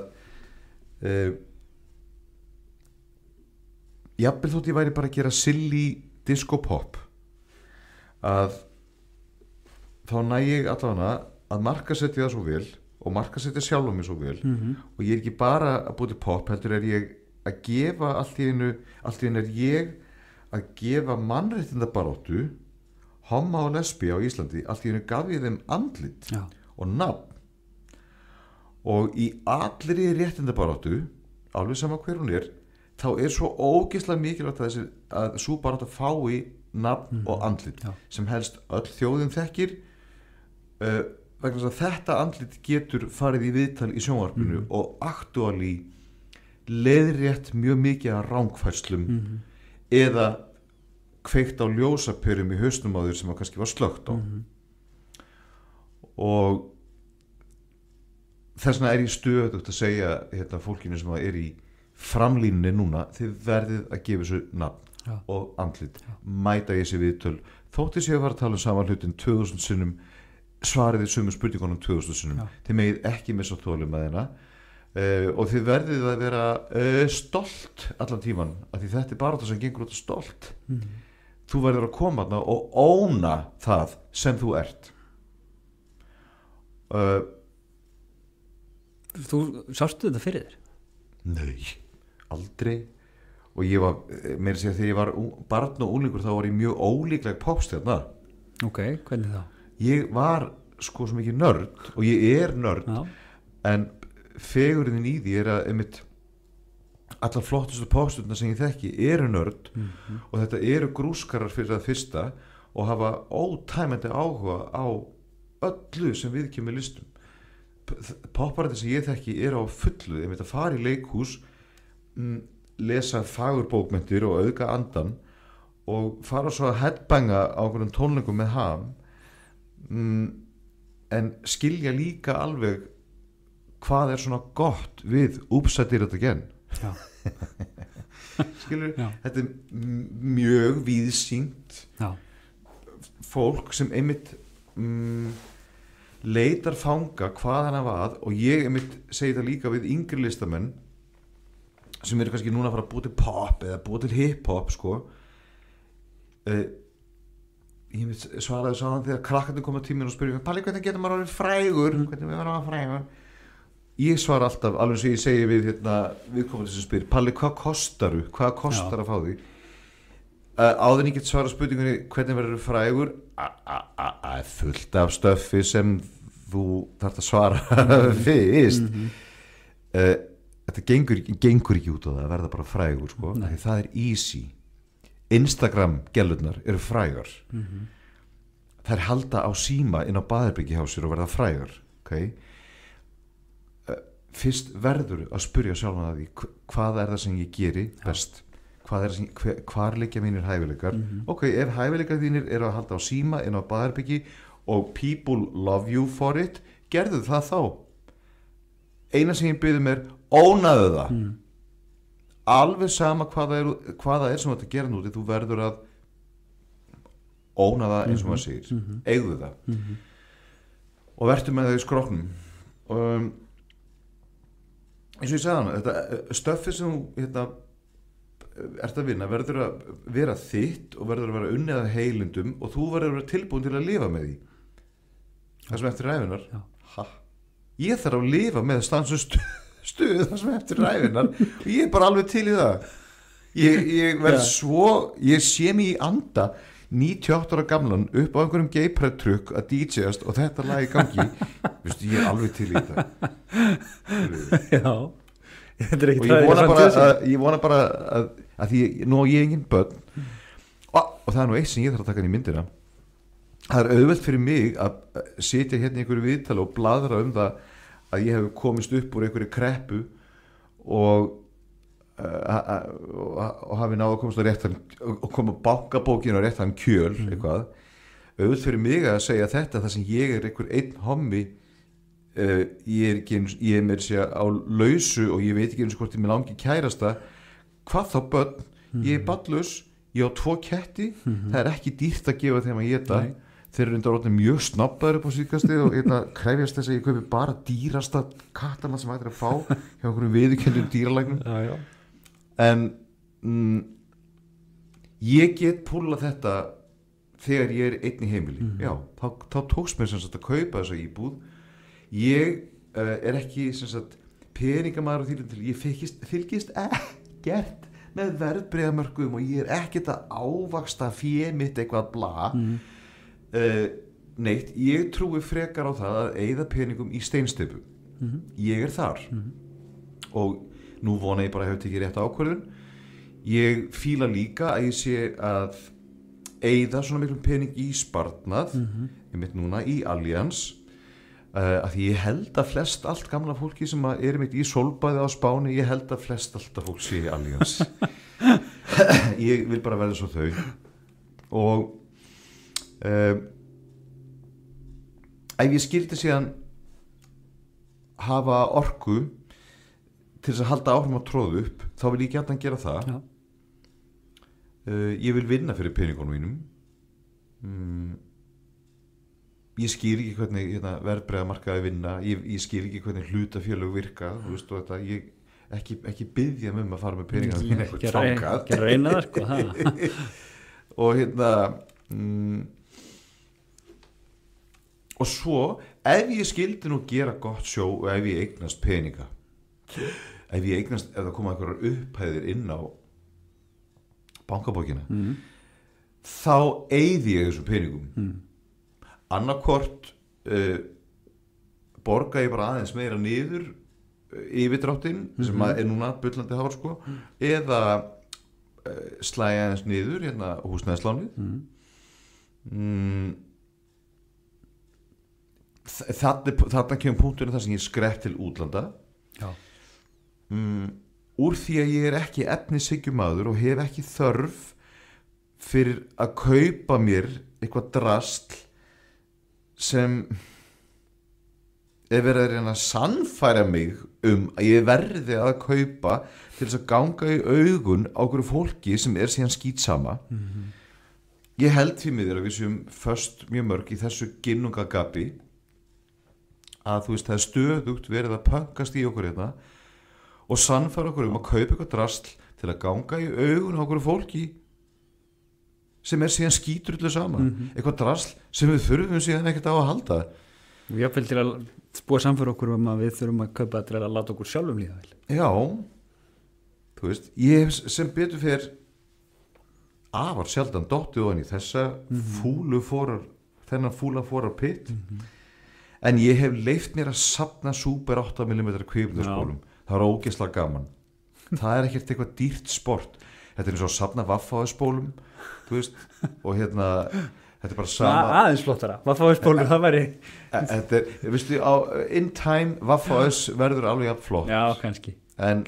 En myndgæðin á filmunum eru jú ólíkt, meira beautiful, sko. Og ég fer ógsta vel með þetta. Og þetta er bara, þú veist, svona, þetta er tilfinningarlegt gildi fyrir mig, þetta er eitthvað verð mikið, skilur við. Og svo eyði ég líka peningunum mínum í eitthvað rugl eins og 12 metra háan einhyrning, skilur við, sem er fé sem kemur úr mínum eigin vasa, er búið að koma öll þessa ár, nú er gleðigangan 20 ára gömul og ég hef alltaf bara lagt fyrir sérstaklega af böllum og dansiböllum. Stundum hefur bara einfallega prætballið bara gengið út af það að borga upp trukkin, skilur við.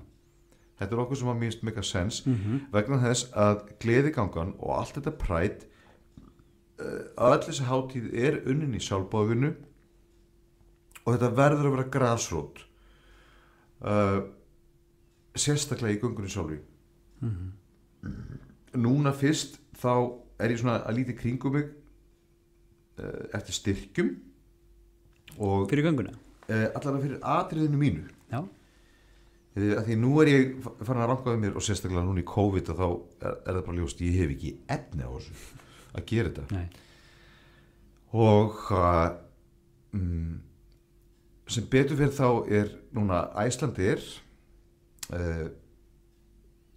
mjög viljugt að hjálpa mér að draga trukkana að landi allavega næstu 2 ár. Okay. Málið bara það mig ekki vera neinar beinar auglýsingar í göngunni sjálfri. Nei. Við tökum út fyrir það sko. Já. En það ýmislegt annað sem ég get gert fyrir Icelandair og það bara verður gert. Og þetta allan léttir á mér sko, mikið. Og fólk fær gleðigönguna sem skiptir mjög miklu máli. Ég held að við ættum að fara að slá fljótlega botnin í þetta. Þetta er búið að vera mjög langt og mjög skemmtilegt samtal. Náði ég að kenna þér eitthvað? Já, held ég. Það er heilmikil innsýn inn í þessu. Það að sjá svona inn í líf, bara, já, eins og ég segi, eins ástsælasta listamanns þjóðarinnar. Og veistu hvað? Ég kláraði ekki þetta Spotify-söguna áðan. Málið ég held að ungu krakkandi, nýja kynslóðin í dag sem er að búti pop, ég held að þau séu betri málum heldur en við þarna á 90s tímabilinu, við sem vorum að selja geisladiska. Við fengum vel aldrei krónu í laun fyrir neina plötur sem við gerðum. Og svo var alltaf einhverju 2-3 toppar sem seldu, þú veist, meira en 20.000 eintök og sá peningur fólk bara eiginlega það að borga upp tapið á öllum hinum plötunum og láta plötufyrirtækið rúlla og ganga. En plötufyrirtækin skiptu sér aldrei af, eða ekki svo ég viti til, sjaldnast voru plötufyrirtækin að skipta sér af giggunum eða jafnvel tónleikaferðum og dansleikjahaldi sem að hljómsveitirnar heldur sko. Þaðan kom mjólk í ískápinn, þú veist. Já. Og þetta er svolítið búið að vera stemningin hjá mörgum hverjum þeirra. Núna? Já, sko, bara þetta er íslenska stemningin. Já.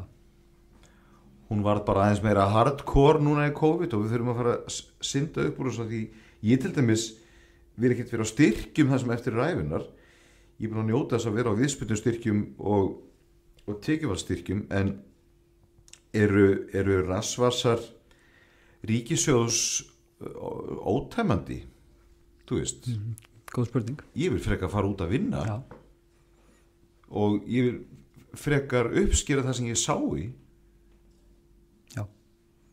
Þú veist, með alla mína sérþekkingu og 30 ára starfsreynslu. Nákvæmlega. Ég gæti alveg fara að vinna okkur í útastöðu eða þú veist, gera eitthvað sjónvarsþátt eða eitthvað því tengt. Ég gæti alveg. Ég myndi örugglega njóta mig mjög vel að vinna eitthvað aðra vinnu, þú veist, eitthvað þjónustustarfi og svona. Þú veist, það er ákveðin þjónust að afgreiða fólk í búð en veistu að fá að syngja í jarðaför fyrir fólk sem situr á fremsta bekk og það kannski getur ekki grátið þetta er líka þjónusta þannig ég að sinna þjónustu sem er kannski, þetta hljóma svolítið furðulega en ég er að þjóna fólki á þann hátt að ég er að hjálpa þeim að losa tilfinningar sínar og vonandi hjálpa þeim að fara að gráta og skrúa frá. Ég trúi því nefnilega rétt lag á réttum stað, á réttum tíma, réttu texti jafnvel með réttum syngar getur skrúað frá tárunum sem eru kannski bara stípluð, fólk er í sjokki, þú veist, og fólk getur verið miður sína sorg, þú veist. Þannig að ég er að vinna nefnilega, þarna kom ég upp með það hvað listamenn eru í rauninni að sinna miklu þjónustustarfi. Ef þú labbar út úr leikhúsi eða af tónleikum með einhverja ljósapör í haustum sem var ekki kveikt á áður og labbar inn, þá er listamaðurinn búin að þjóna þér. Og þetta er það sem þú vilt bara komast í aftur. Þarna er ég í essinu mínu. Já. Eins og þú komst inn á. Þarna, þetta er ævistarfið. Já. Mitt. Herri, þetta er frábært. Bara ótrúlega gaman að spjalla við Páll Óskar. Ég læriði heilmikið og bara haft mjög gaman af. Þetta er skemmtileg einsinn inn í íslenskt pop og bara bara svona hvernig þessi heimur þau þróast þetta farin mjög mörg ár. Algjörlega. Og ég heldur þetta litlu krakkandi núna sem eru á Spotify, þau þurfa ekki að selja geisladiska. Ef þau eru með lag inni sem fær yfir 1 milljón spilanir, þá held ég að þau séu betri málum. þegar Spotify það borgar sér bara meira heldur en að gefa diska. Já, ég held að streymisumhverfið sé betra nefnilega viðskiptamódel. Það er mjög áhugavert. Það er eitthvað, þú veist, það er verið að gaggrina Spotify og hakka það alveg í buff. Já. Og ég veit ekki, þú veist, hvort Spotify verði síðan bara eins og MySpace eða eitthvað, hvort það er hreinlega leggja stað, eitt góðan viðdag, maður veit það ekki. Maður veit það ekki. Nei. En ég ætla að uni mér bara mjög vel. Já. Þar. Bara velkomin í stafrænu öldina. Velkomin í nútíman. Yes. Herðu, látið þetta vera loka orðin. Páll Óskar, takk kærlega fyrir komuna. Ótrúlega gaman að spjalla við þig. Takk sem að leiðis. Og ef þú, kæri hlustandi, hafðir ánægju eða gagnað þessu spjalli, þá máttu endilega benda vinnuðinum og fjölskylda að hlusta á leitina að penningunum. Og ef þú lumar á áhugaverðri sögu heimilisfjármál, vilt spyrja spurninga eða benda á góðan viðmælanda, þá máttu endilega hafa samband á Facebook síðan í leitina að penningunum. Takk fyrir að hlusta.